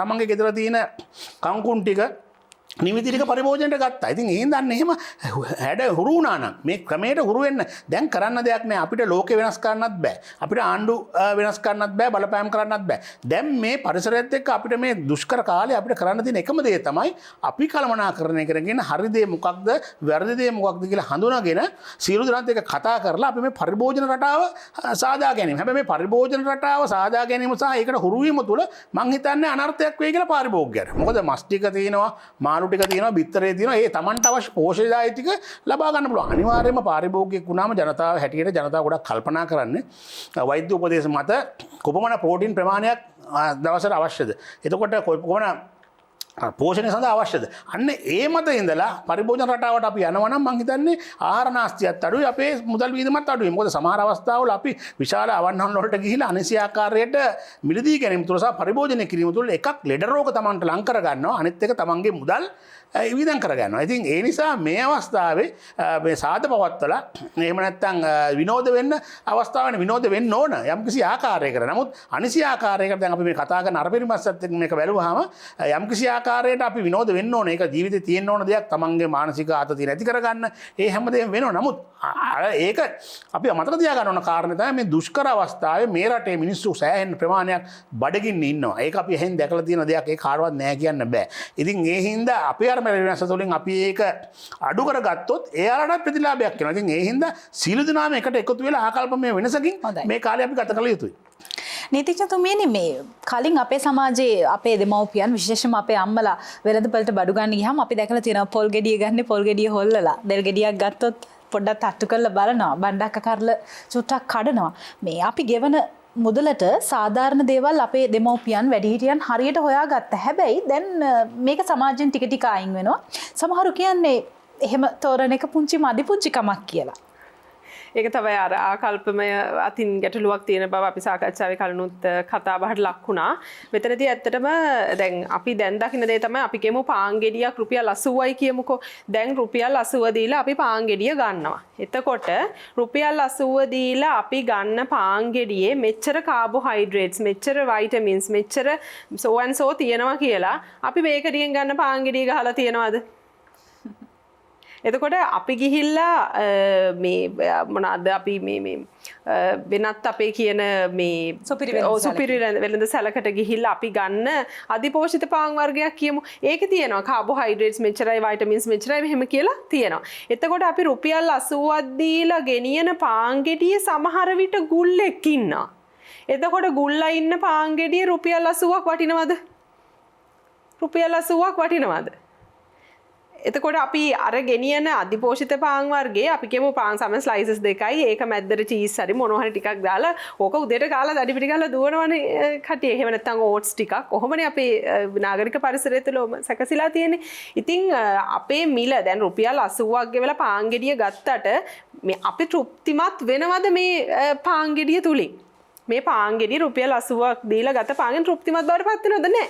ඒකයි තියෙන ප්‍රශ්නේ. එතකොට පාරිභෝගිකයා හැටියට දැන් සැරින් සැරේට කියනවා වී මෝල් හිමියන් අරකයි වී මෝල් හිමියන් මේකයි මෙන්න මිල වැඩි කළා. ඉතින් ඒ මිනිස්සු සාර්ථකයි. ඒ අතින් ගත්තාම මොකද ඒගොල්ලන්ට පුදුම බලයක් නේ තියෙන්නේ. ඇයි ඒ බලය පාරිභෝගිකයට නැත්තේ? ඔන්න අපේ රටේ මිනිස්සුන්ගේ ආකල්පයේ තියෙන වැරද්ද. ඇයි දේශපාලඥයෝ පස්සේ යන්නේ? දේශපාලඥයෝ එපැන්නේ ජනතාව පස්සේ එන්න. කාටද තියෙන්නේ ඡන්ද බලය? කාටද තියෙන්නේ ෆ්‍රැන්චයිස් ඡන්ද බලය කාටද තියෙන්නේ ජනතාවට. ඇයි ජනතාවගේ පස්සේ දේශපාලඥයෝ එනවා හැර මේකේ මේ අනිත් පැත්තේ දේ සිද්ධ වෙන්නේ. ඇයි අපි දේශපාලඥයෝ පස්සේ යන්නේ? එහෙම යන්න අවශ්‍ය නැහැ. මොකද ඡන්ද බලය තියෙන්නේ ජනතාවතේ. ඇයි බලය තියන අය ඇයි බලය නැති අයගේ පස්සේ යන්නේ? බලන්න එතනම කොයිතරම් වරදවා වටහා ගැනීමක්ද කියලා මේ අපිට සිද්ධ වෙලා තියෙන්නේ. එතකොට දැන් ඒට සමානම දෙයක් තමයි මේ පරිභෝජනය සම්බන්ධවත් තියෙන්නේ අපිට. එතකොට අපි කියනවා වී මෝල් හිමියන් මෙන්න හාල් මිල උඩට දාලා. ඉතින් එහෙම හාල් මිල උඩට දානකොට ඒක වර්ජනය කරන්න තරම් ඒක රිජෙක්ට් කරන්න තරම් බලයක් පාරිභෝගිකයට නෑ. ඒතර පාරිභෝගිකය හැටියට අපි කොතනද ඉන්නේ කියන එක ප්‍රශ්නයක්. ඒතර ඔබ කලින් කිව්වා වගේ මේ බණ්ඩක් කරලක් නම් අපි කොහොමද මේක චෙක් කරන්නේ? මේ මොනවාද දෙල් ගෙඩියක් නම් පොල් ගෙඩියක් නම් ඔව් ඒක ඉතින් මේ ඕකාර වෙලා තියෙන්නේ වෙන්න පොෂ් කට්ටියට ඒක මදිකමක් වෙන්න ඇති.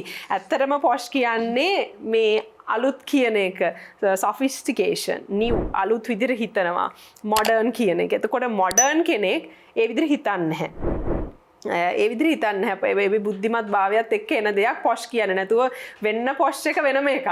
ඔය වෙන්න පොෂ් එකේ තමයි ඕක ලැජ්ජා. නමුත් ඒ නැතුව නම් ඕක කිසිසේත්ම මේ ලැජ්ජා වෙන දෙයක් නෙවෙයි. ඔබ දැකලා ඇති සමහරට මම නයිස් දෙකම දැකලා තියෙනවා. සමහර අපේ ලංකාවේ පිරිමින්ව විවාහ වෙච්ච පිටරට කාන්තාවෝ අය ලංකාවේ ඇවිල්ලා ඉන්නවා. මේ අපිට වැඩිය යස අගේට පම්මල්ලත් අරගෙන ගිහිල්ලා එළවලු මේ ටික අරගෙන ගිහිල්ලා ඒ කාන්තාවෝ උයනවත් එක්ක. එහෙනම් ඉතින් කාටත් වැඩිය ඒගොල්ලන්ට මේක මදි පුංචි කමක් වෙන්න එපා. තමන්ගේ නෝන රටක මේ විදිහට හැසිරෙන්න. ඉතින් ඒ නිසා ඒවා ආකල්පමය දුර්වලතා සහ අනිත් එක මේ විශේෂයෙන් කලිනුත් සඳහන් වුණ වැඩසටහනේ මේ ආහාර නාස්තිය ඇත්තටම ඒකට නම් අවධානය යොමු කරන්නම ඕන දෙයක්. මොකද ආහාර ඇත්තටම හරි පව් මේ මෙහෙම නාස්ති වෙන එක. මොකද සමා වෙන්න ඔබතුමියගේ මේ විදේශගත අත්දැකීම් එක්ක සංසන්දනය කරද්දී පිට රටවල කොහොමද ආහාරවල මේ සුරක්ෂාව? ආහාර අයිතීන් පිළිබඳව ලොකුවටම තියෙනවා. ඒ වගේම ඇත්තටම ටිකක් කල් මම කියන්නේ ස්ථිර පදිංචියේ පිටරට හිටියේ මීට අවුරුදු ගණනාවකට කලින්. දැන් එහෙ තත්වය වෙනස්. නමුත් ඒ කාලේ වෙනකොටත් ඒ කියන්නේ ආහාර පරිභෝජනය කළ හැකි මට්ටමක තිබුණා මිල අතින් ගත්තන් පස්සේ. හැබැයි නාස්තිය නම් මෙහෙම නම් නැහැ. ඊටාම පරිස්සමෙන් තමයි ආහාර කියන එක ඒගොල්ලෝ පරිස්සම් කරා සහ හරියට චැරිටි කියන එක ආහාර කියන්නේ වැඩි ඒවා නම් දෙන ගතිය ආහාර විතරක් නෙමෙයි බඩු භාණ්ඩ පවා විසික් කරන්නේ හරියට පරිස්සම් කරනවා. අපි වගේ නෙමෙයි යුරෝපීය රටවල් වල මිනිස්සු ඒගොල්ලෝ මේ අපිට පේන මේ පුහු ලෝකයක් නෙමෙයි යුරෝපය කියන්නේ. මේ මෙහෙ ඉඳන් බලනකොට පේන මේ අර නිකන් හිස් කලගෙඩියක් වගේ නෙමෙයි. එහෙම හිස් කල නැහැ. ඒ රටවල් වල ඉගෙන ගත්ත මිනිස්සයාගේ සහ වංශවත් ඒගොල්ලන්ගේ වංශ කුල තියෙනවා. ඒ අයගේ ඒ පරිණත බව, ඒ පිළිවෙල, ඒ ලස්සන හැමදේම තියෙනවා. ඒගොල්ලෝ ගන්න හෑන්ඩ් බෑග් එකක් කියමු, අපි කියමු පර්ස් එකක් කියලා, අපි කියමු LV කියන බ්‍රෑන්ඩ් එක කියලා. අපි කියමු නැත්තම් වෙන මොකක් හරි හොඳ බ්‍රෑන්ඩ් එකක් කියලා. ඒගොල්ලෝ ගන්න අවුරුදු 20ක් 30ක් පාවිච්චි කරනවා. මට මතකයි එක අවස්ථාවක මම විවාහත් වෙච්ච අලුතම සිංගප්පූරුවේ ගියා මමයි හස්බන්ඩ්ුයි. එතකොට එතන තිබුණ හරි ලස්සන ඕකිඩ් ජුවෙලරි එකක්. එතකොට අපි ඇවිදගෙන යනකොට මේ මම එතන නැවතුණා. මට ඒකට හරි ආසයි හිතෙලා. ඊට පස්සේ එතකොට මේ මගේ හස්බන්ඩ් කිව්වා ඒක කැමති නම් ගන්න කියලා. එතකොට එතන ඒ ස්ටෝල් එකේ ඉඳපු ලේඩි විනාඩි 20ක් විතර අරගෙන මට එක්ස්ප්ලেইন කරා මේක පරිස්සම් කරන හැටි. මේ your husband is getting this for you and then you should know how to protect this කියලා කිව්වා. perfume වද්දන්න එපා, දාඩිය වද්දන්න එපා, මේක පිහදාන්න ඕන හැටි, වතුර නෙමෙයි මොකද්ද පාවිච්චි කරන්න ඕන සොලියුෂන් ඔය සියලු දේම එක්ස්ප්ලেইন කරා. ඒ කියන්නේ මොකද්ද? සකසුරුවම පරිස්සම කොහොමද දෙයක් පරිස්සම් කරගන්නේ කියලා. එතකොට අපේ රටට වැඩිය ඇත්තටම මට මෙහෙට වැඩිය ඒ අත්දැකීම මම පිටරටදී දැක්කා. මිනිස්සු කොච්චර පරිස්සම් කරනවද කියලා. ඒ විතරක් නෙමෙයි ඔබ බලන්නකෝ දැන් මේ මැලේසියා මොනවද ප්‍රසිද්ධ අපි මොනවද කියන්නේ හෑන්ඩ් බෑග් එක ඩියුරබල් කියනවා. ගන්න ඇඳුම ඩියුරබල්. ඒ ගන්න ඇඳුමක් හෑන්ඩ් බෑග් එක අවුරුදු 10ක් 15ක් පාවිච්චි කරන්න පුළුවන්. එතකොට ඒ රටවල් වලදී පාරිභෝගිකයාගේ අයිතීන් සම්බන්ධව ඇත්තටම මීට වැඩිය ඍජුව සහ ප්‍රාමාණාත්මක සාධනීය තීරණ අරගෙන වැඩ කරලා තියෙනවා. ඒක කෙලින්ම කියන්න ඕන. හැබැයි එහෙමයි කියලා අපේ රටේ එහෙම නෑ කියන්නත් බෑ. දැන් සමහර බිස්කට් ෆැක්ටරිස් තියෙනවා ලංකාවේ. ඒකේ ඕන කියන්නේ මොකද්ද? මගේ පුතාට දෙන්න බැරි කිසිම බිස්කට් එකක් මම දෙන්නේ නැහැ කියලා. කොච්චර අපි කොහොමද කියන්නේ අපේ රටේ එහෙම දෙයක් තිබ්බේ නැහැ කියලා. අනිවාර්යෙන්ම තියෙනවා. DSI කියන්නේ ලංකාවේ ෆැක්ටරි එකක්. නේ එතකොට මේ දේවල් ලංකාවේ තිබුණේ නැහැ නෙමෙයි. නමුත් අපිට දැන් මේ සමහර කාලෙන් කාලෙට දේවල් ගිලිහිලා යනවා. ඒ සමාජයේ හැටි. නමුත් ගිලිහිලා යනකොට ඒව ළඟට ගන්න සිද්ධ වෙනවා අපිට. ඉතින් පරිභෝජනයේදී හැමතිස්සෙම මෙතන අපි දැන් අපි කතා කරන්නේ මිනිස්සු හැටියට අපිට ගන්න පුළුවන් ක්‍රියාමාර්ග හැමතිස්සෙම හොඳ දෙයට චුට්ටක් මිල වැඩි වුණත් කමන්නේ දීර්ඝ කාලීනව භාවිතා කරන්න පුළුවන් දෙයක්. හොඳ දෙයක්. තමා තෘප්තිමත් වෙන දෙයක්. සමහර අපේ දන් දිනනවා දේවල් අවුරුදු 10 15 පරණයි. නමුත් ඒවා බැන්දහම මේ දැම්මහම හරි ලස්සනක් තියෙනවා. ඉතින් ඒ දේවල් හරිම පරිස්සම් කරගන්න අපිට පුළුවන්. අපි හරි දෙයට හරි විදිහට ඒ ඉන්වෙස්ට්මන්ට් එක කරොත්. දැන් ඔබ අර කලින් කිව්වා වගේ මේ එළවලු නාස්තියට මම ආයෙනවා මොකද අරකේ උත්තරේ මම දීලා ඉවරයි. ඔය දේවල් සම්බන්ධව ඇත්තටම ඉතාම හොඳින් අපිට කරන්න පුළුවන් දෙයක් තමයි අපේ ගෘහණියෝ හරිම දක්ෂයි මේ සූප ශාස්ත්‍රයේ යොම්පියුම් වලට. ඒ වගේම මේ අලුතෙන් මේ තරුණ පරපුර ගෑනු ළමයි විතර නෙමෙයි පිරිමි ළමයි වුණත් හරිම ආසයි මේ උයන පිහන වැඩ කෑම සම්බන්ධව කටයුතු කරන. ඉතින් ඒක හොඳ මම දකිනවා හොඳ ඉනිෂියේටිව් එකක් හැටියට. එතකොට පුළුවන් තරම් මේ ආහාර මෙතුමා කලින් ප්‍රකාශ කරා සමහර ඇත්තටම ඊටාම නිවැරදි අර හෝටල් වල එකට දානවා කිව්වේ ඒ කියන්නේ එක බෆේ එක දිගට දානවා. ඒක ඇත්ත. එතකොට ඇයි අපි ගෙදරත් මේ දේ කරන්නේ නැත්තේ? දාට අඩු වියදමෙන් ගන්න පුළුවන් දේ. දැන් විවිධ ක්‍රම වලට මාළු මිරිස් ටික මාළු මිරිස් පුරවලා හදන්න පුළුවන්. මිටි කිරි දාලා හදන්න පුළුවන්. ආය ඇතුළ පුරවලා බිස්කට් කුඩු තවරලා බදින්න පුළුවන්. විවිධ ක්‍රම වලට මාළු මිරිස් ටික හදන්න පුළුවන්. ඒ විතරම දෙල් ගෙඩියක් ගත්තා වුණත් එහෙමයි. කොස් ටිකක් ගත්තා වුණත් එහෙමයි. එතකොට විවිධ ක්‍රම තියෙනවා මේ දේවල් හදන්න පුළුවන්. ඒතකොට මම ආයෙත් ආරාධනා කරන්නේ අපේ තරුණ පරපුරට, දුවලට, පුතාලට, ආච්චිට, සීයට ලං වෙන්න මේ දේවල් අහන්න. අම්මා, නැන්දම්මා කියන්නේ පරිණත කාන්තාවක්, උයලා පිහලා අවුරුදු ගානක් අත්දැකීම් තියෙන කෙනෙක්. ඒතකොට ඒ අයට ලං වෙලා බොහොම මේ යටහත් පහත් තමයි මේ ඉවීම කියන එක අපි ඉගෙන. ඉවීම අපිට ඉගෙන ගන්න බෑ පණුපුල්ලාසනේ ඉගෙනගෙන. ඉඳගෙන. පණුපුල්ලාසනේ ඉඳන් කරන්න පුළුවන් එකක් නෙමෙයි මේ උයන් ඉගෙන ගන්නවා. වෙන කොතන ගිහිල්ලා පාට් එක දාලා අපි දේවල් ඉගෙන ගත්තත් අපි ගෙවලා ඉන්නේ කියලා ඉවීම කියන එක එහෙම කරන්න බෑ. මෙතනදී අපි ආහාර සංරක්ෂණය කරගන්න අනිවාර්යයෙන්ම අපිට කල්තබා ගැනීමේ ක්‍රම සහ විශේෂිත විධික්‍රම විශේෂයෙන්ම මේ මාළු ඇඹුල් තියල් මේ මාළු හරිම රසට හදන්න පුළුවන්. මේ අපේ වටේම තියෙන රට වටේ මත්ස්‍ය සම්පත. ඒ වගේම තමයි මේ විවිධ අච්චාර වල අනිත් එක දැන් පොල් වතුර විනාකිරි. හරිම සරලව අපි අහක් කරන පොල් වතුර ටික නේ අපිට පොල් වතුර විනාකිරි ටික හදා ගන්න පුළුවන්. ඒ වගේම ඉස්සර රජවරු ඇත්තටම මේ නිදාන් කිරීම ගැන අපි දන්නවා. නිදාන තිබ්බේ ගොඩ දාන්න තමයි. හැබැයි නිදාන තිබ්බේ ගොඩ දාන්න පෞද්ගලික පරිභෝජනයට නෙමෙයි. නිදාන් කරේ ගොඩාක් ඔය නිදන් වල මම අහලා තියෙනවා මේ වී ගොඩාක් තියෙනවා කියලා වී ගොඩාක් මේ මලු වල දාලා වී ඒ මොකද ඒවා පරිභෝජනයට දැන් ගන්න පුළුවන් බැරි එක නෙමෙයි මම කියන්නේ. එදා ඒ රජගොල්ලෝ හිතපු විදිහ. ඒ කියන්නේ කවදා හරි මේක කාට හරි පාවිච්චි කරන්න පුළුවන් කියන සද්භාවය, ඒ මානුෂීය බව, ඒ ගුණාංග හරි වැදගත්. ඒ වගේම තමයි මේ සමගිය. අපි නාගරික පරිසරයක ඉන්නකොට උනත් නගරයේ ඇතුලේ උනත් අපි පොඩි ගම් තියෙනවනේ නේද? අපි එපිට මුල්ල හරි ඔය පොඩි ගම් ප්‍රදේශ තියෙනවානේ. එතකොට මේ එක ගමකට එක කොස් ගහක් ඇති.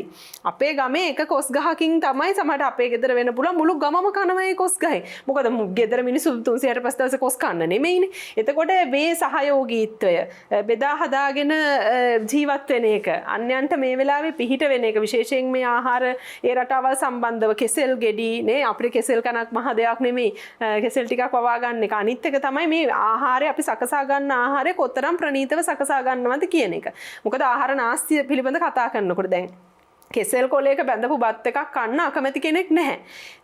ඒක ඊටාම සුවඳ, ඒ රස, ඒ දේවල් එක. ඒ වගේම සම්බෝල ටිකක් ඒකට තිබ්බහම ඒක කන්න අකමැති කෙනෙක් නැහැ. වගේම පරිප්පු ටිකක් වේලලා හදන්නේ කොහොමද? කල් තියාගන්නේ කොහොමද? මෙන්න මේ දේවල් වලට අපිට නැඹුරු වෙන්න වෙනවා. ඒ වගේම පැහැදිලිවම ගෙදර ගෘහණියට මේ වෙලාවේ වගේම අදින ඔයා දවල්ට කන්න එනවද නැද්ද? කන්න එන්නේ නැත්නම් දැනුම් දෙන්න. මොකද දැන් මේ සමහරට අධික උෂ්ණත්වය නිසා සමහරට කෑම පිලුම් වෙන ගතිය වැඩි. දවස ගානේ කුස්සියේ ඉතින් මම ඉන්නවනේ හිතක මම කොච්චර රාජකාරී කරත් ඒ යුම් පියුම් කටයුතු කෙරෙන නිසා තමයි මට මේ දේවල් ගැන කතා කරන්න පුළුවන්. එතකොට මම අත්දැකීමෙන් කතා කරන්නේ. මේ දවස්වල තියෙන අධික උෂ්ණත්වයත් එක්ක උදේට උයන කෑම අපි ෆ්‍රිජ් එකට එහෙම මොනවා හරි දැම්මේ නැත්තම් හවස 4-5 පැන්න ගමන් පිලුම් වෙනවා කෑම. එතකොට ඔය ආහාර ඔහොම විදිහට ෆ්‍රිජ් වල දාලා එළියට අරන් රත් කර කන එකත් හොඳ දෙයක් නෙමෙයි. සෞඛ්‍යයට අතිශයින්ම හිතකරයි. එතකොට ගෘහණියට නිතර ඉවිල්ල නෙමෙයි කල් තබා ගැනීමේ ක්‍රම වලට අනිවාර්යෙන්ම යන්න වෙනවා.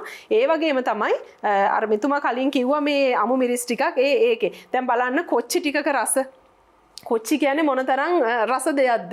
එතකොට කොච්චි සමහර කොච්චි වර්ග දැම්මහම මුළු ගෙදරමත් ඒ ව්‍යංජනේ සුවඳයි. එතකොට මේ කොච්චි භාවිතේ මේවෙන් ගිලිහිලා ගියා. එතකොට මේවා ගිලිහිලා යනකොට ඇත්තටම පරිභෝජනය කරන ආහාර ප්‍රමාණය අඩු වුණා අපේ අතින්. අපේ බඩවලුත් පිරීලා නැහැ බලනකොට. බඩගිනි ගිහිල්ලත් නැහැ. කාලත් නැහැ අන්තිමට. ඒ නිසා මේ පරිභෝජනයේ අපි සකසුරුවම් වෙනවා වගේම එතනදී ඊටාම් වැදගත් මේ ආහාර ප්‍රණීතව සහ මේ සිත් ගන්නාසුළු ආකාරයෙන් සකසා ගැනීම. විශේෂයෙන් දැන් තක්කාලි ටිකක් එහෙම චෙරි තක්කාලි, බටු තක්කාලි, තක්කාලි වර්ග තියෙනවා. ඉතින් ගෙදර තක්කාලි ටික වවා ගන්න පුළුවන් නම් ඇත්තටම හරිම රස පළතුරක් නේ තක්කාලි කියන්නේ. ඒක එළවලුවක් හැටියට භාවිතා කරාට. ඉතින් මේ වගේ විවිධ ක්‍රම මගේ මේ හැපිනවන දිව පිනවන විතර ආහාර සකසා ගන්න පුළුවන්. ඉතින් ඔය ඔස්සේ බොහොම සූක්ෂම සියුම් ක්‍රම ඔස්සේ තමයි අපිට මේ වෙලාවේ යන්න පුළුවන්. මොකද මේක ඇවිල්ලා අපිට මේ 4 ගියර් එකට දාලා මේ අධිවේගෙන් යන්න පුළුවන් ගමනක නෙමෙයි අපි. අපි බොහොම හෙමින් අවබෝධයෙන් යන්න ඕනේ ගමන. හොඳයි, කාලත්‍රේ කතා බහ තුලින් අපි විරාමයක් ලබා ගන්නයි සූදානම් වෙන්නේ.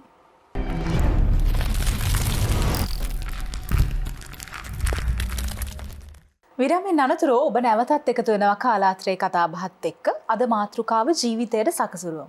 රංජිත් මහත්මයා, මේ බලශක්ති අර්බුදයකට අපි මුහුණ දෙමින් ඉන්න රටක්නේ. විදුලි කප්පාදුවක් තියෙනවා. සමහර දවසට ජලයත් සමහර වෙලාවට නැහැ.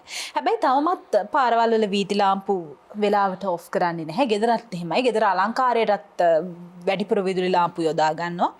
විදුලි පරිභෝජනය එක්කම අපිට ජල පරිභෝජනය ගැනත් කතා කරන්න වෙනවා. ජල කරාම සමහර වෙලාවට වහන්න අමතක වෙනවා. මේ වගේ දේවල් එක්ක මේ දැන් මේ කාලේ තත්ත්වයක් එක්ක අපිට මේ වගේ දේවල් ගැන අවධානය යොමු කරන්න වෙනවා නේද? ඔව්, මීට කලින්නුත් ඒ ප්‍රශ්නේ තිබුණා. මොකද අපි ගොඩක් වෙලාවට ජල විදුලිය පරිභෝජනය ගොඩක් අපේ වැඩි අපි ගන්න ප්‍රමාණය, ඒ වගේම තමයි ඩීසල් බලාගාර සහ වෙනත් දේවල් තමයි අපි බලශක්තිය සඳහා උපයෝගී කරගන්නේ. දැන් අපිට පසුගිය වකවානුවෙත් එහෙම හිගයක් ඇති වුණා. මොකද සාමාන්‍යයෙන් අප්‍රේල් වගේ වෙනකොට හිගේ ඇති වෙලා සාමාන්‍යයෙන් හදිසි මිලදී ගැනීම වලට අපි යනවා. ඉතින් ඒ නිසා අපි තේරුම් ගත යුතු දේ තමයි අපි මේ කුමන පරිසරයකද ජීවත් වෙන්නේ. මොකද මේ දුෂ්කර කාලයක් මේ අපි සියලු දෙනා ගෙවන්න සහ ලෝකය මේ ගෙවන්නේ. ඉතින් ඒ හින්දා අපි මේ පිළිබඳව අවබෝධයකින් ඉන්න ඕන. අපිට ඒ වෙනුවෙන් කරන්න පුළුවන් කැපකිරීම කුමක්ද සහ අපේ යුතුයකම අපි ඉටු කරනවා. අපි හැමදාම අපි අයිතිවාසිකම් ගැන කතා කරනවා. හැමෝම කැමති අයිතිවාසිකම් දිනා ගන්න. හැබැයි අපේ ආණ්ඩු ව්‍යවස්ථාවේ පවා තියෙන යුතුයකම්. ඒ කියන්නේ පුරවැසියාගේ යුතුයකම්. පාරිභෝගිකයන් යුතුයකම් තියෙනවා. ඉතින් ඒතකොට අයිතිවාසිකම් රටාවක් එනවා වගේම ඒකටම සාපේක්ෂව ඒකට සරිලන යුතුයකම් කිහිපයකුත් තියෙනවා. ඉතින් ඒතකොට පාරිභෝගික යුතුයකමක් තමයි ඒ ජලය අරපිරිමැසෙන් භාවිතා කිරීම, විදුලිය අරපිරිමැසෙන් භාවිතා කිරීම, ආහාර අපතන යාම, හොඳ පරිසරයක ජීවත් වෙන්න, ඒ කියන්නේ පරිසරය දූෂණය නොකිරීම, මෙවැනි අයිතිවාසිකම් රාශියක් අපිට, ඒ කියන්නේ යුතුයකම් රාශියක් අපිට තියෙනවා.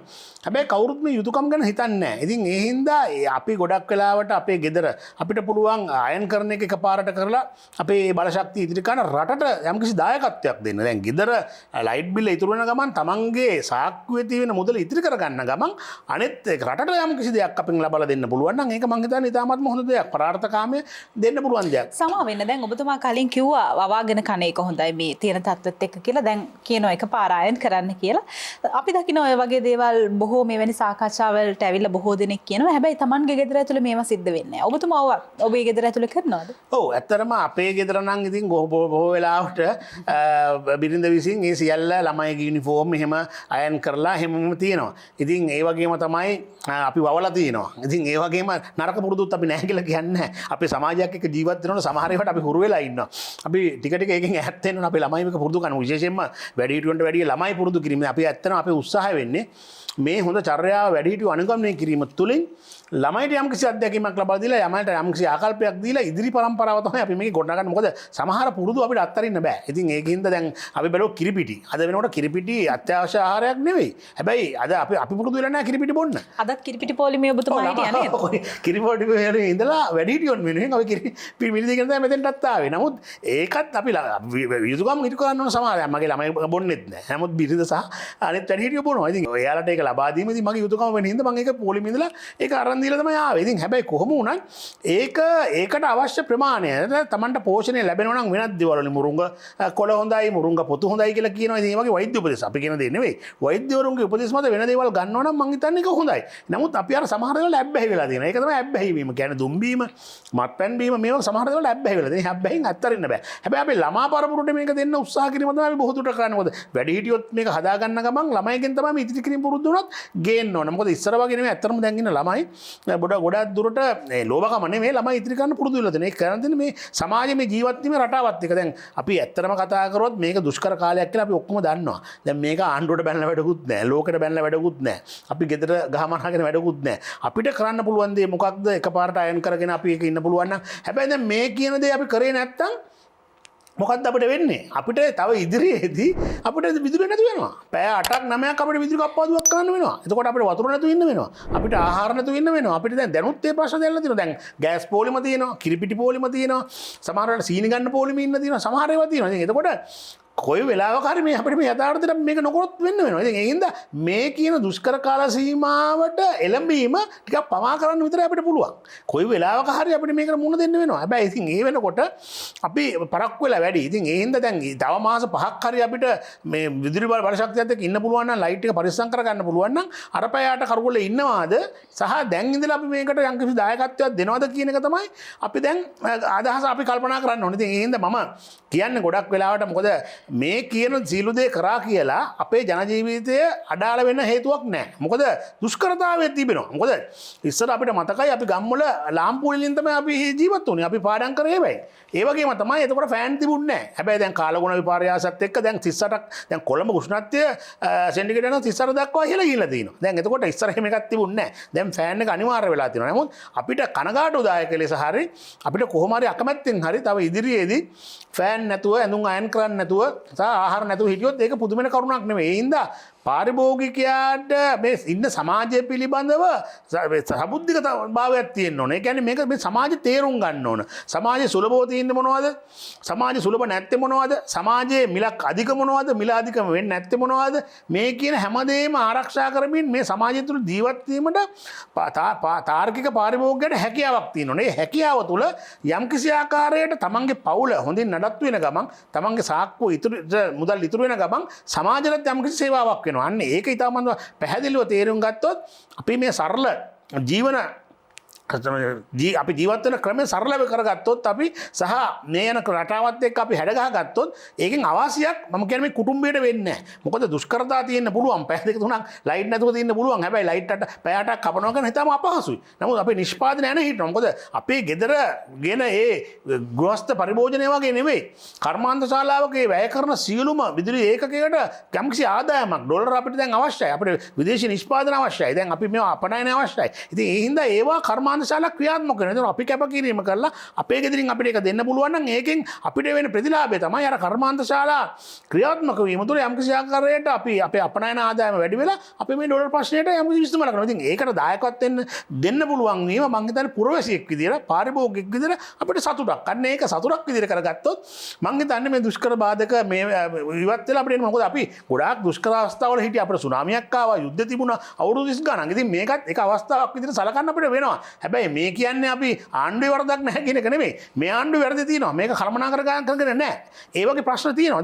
දැන් පොල් මිල වැඩි වෙලා දෙනවා, පොල් තෙල් මිල වැඩි වෙලා දෙනවා. ඒවට යම්කිසි ආකාරයකට කාගේ වැරද්ද කියන එක නෙමෙයි දැන් මෙතන ප්‍රශ්න තියෙන්නේ. මේකට මුහුණ දෙන්නේ අපි නම් ඒකට මුහුණ දෙන්න ඕන අපිමයි. ඒ හින්දා අපිම මේක කළමනාකර ගත්තොත් අපිට යම්කිසි සාහනයක් තියෙනවා. එහෙම නැත්නම් මේ දුෂ්කර ජීවිතේ තව තවත් අපි ගෙවන්න වෙනවා. එහෙනම් පාරිභෝග්‍ය සැලකුළුමත් යුත්තේ අපි දුක් විඳිනවද සහ අපි පහසුකම් අවම කරගෙන මෙහෙම ජීවත් වෙනවද කියන පිළිබඳව දෙකෙන් එකක් අපි තෝරා ගන්න ඕනේ. හැබැයි අපි අකමැති වුණත් කැමති වුණත් ඉදිරියේදී සහ මේ වෙනකොටත් අපි ඉතාමත්ම දුෂ්කර ජීවිතයක් ගත කරමින් තමයි ඉන්නේ. නීතිඥතුමනි අපි වෙළඳපොළට ගිහිල්ලා මිලදී ගන්න හැම දෙයක් සඳහාම වියදම් කරන්නේ අපි අමාරුවෙන් හොයන සල්ලි. දැන් මේ කාල වකවානුවේදී සල්ලි කියන්නේ හැමෝටම දැනෙන ප්‍රශ්නයක්නේ. අපි වියදම් කරලා යමක් මිලදී ගද්දි පාරිභෝගිකෙක් විදිහට අපිට තියෙන අයිතීන් මොනවද? ඔව් ප්‍රධානම අයිතිය තමයි පාරිභෝගිකයෙක් හැටියට අපිට තියෙනවා මේ තෘප්තිමත් වීමේ අයිතියක්. භාණ්ඩයෙන් හෝ සේවාවෙන් තෘප්තිමත් වීමේ අයිතියක්. ඒ වගේම තමයි අපි දැන් මෙතන මිල තීරණය වෙන්නේ කොහොමද කියන එකත් අපි අවධානය යොමු කරන්න ඕන දෙයක්. දැන් ඇත්තටම වෙලෙන්දා කිව්වහම අපි කියමු යම්කිසි පොල් ගෙඩියක් රුපියල් 120යි කියලා. එතකොට රුපියල් 120 දීලා ඔබ පොල් ගෙඩිය මිලදී ගන්නවා. හැබැයි ඔබ ගෙදර ආවම ඔබ මේ පොල් ගෙඩිය ගැන ගන්න තෘප්තිමත් දෙක 120ක් දීලා මිලදී අරගෙන නැත්නම් ඔබ බයිනවද හපොයි පොල් ගෙඩියක ගාන කියලා.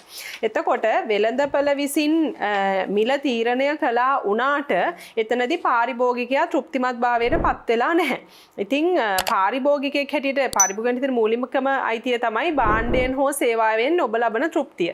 එතකොට එහෙම තෘප්තිමත් භාවයට පත් වෙන්න බැරි අවස්ථාවලදී පාරිභෝගිකයා විසින් සිදු කළ යුත්තේ කුමක්ද? දැන් පාරිභෝගික සේවා අධිකාරියක් පිහිටවලා තියෙනවා. අධිකාරියක් කියන්නේ විශාල බලයක් තියෙන ආයතනයක්, රජයෙන් බලය දීපු ආයතනයක්. පනතක් යටතේ තමයි ওই ආයතන පිහිටුවන්නේ.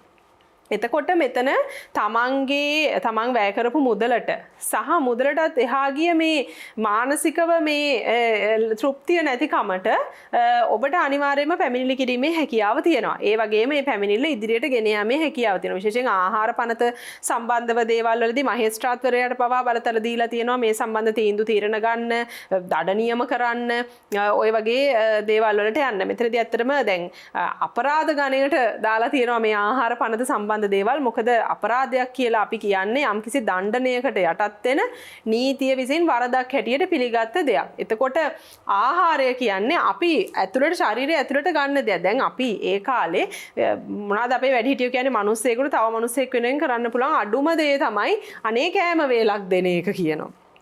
නේ එලවෙලවනේ කන්න දෙන්නේ පුදුම මේකක්නේ.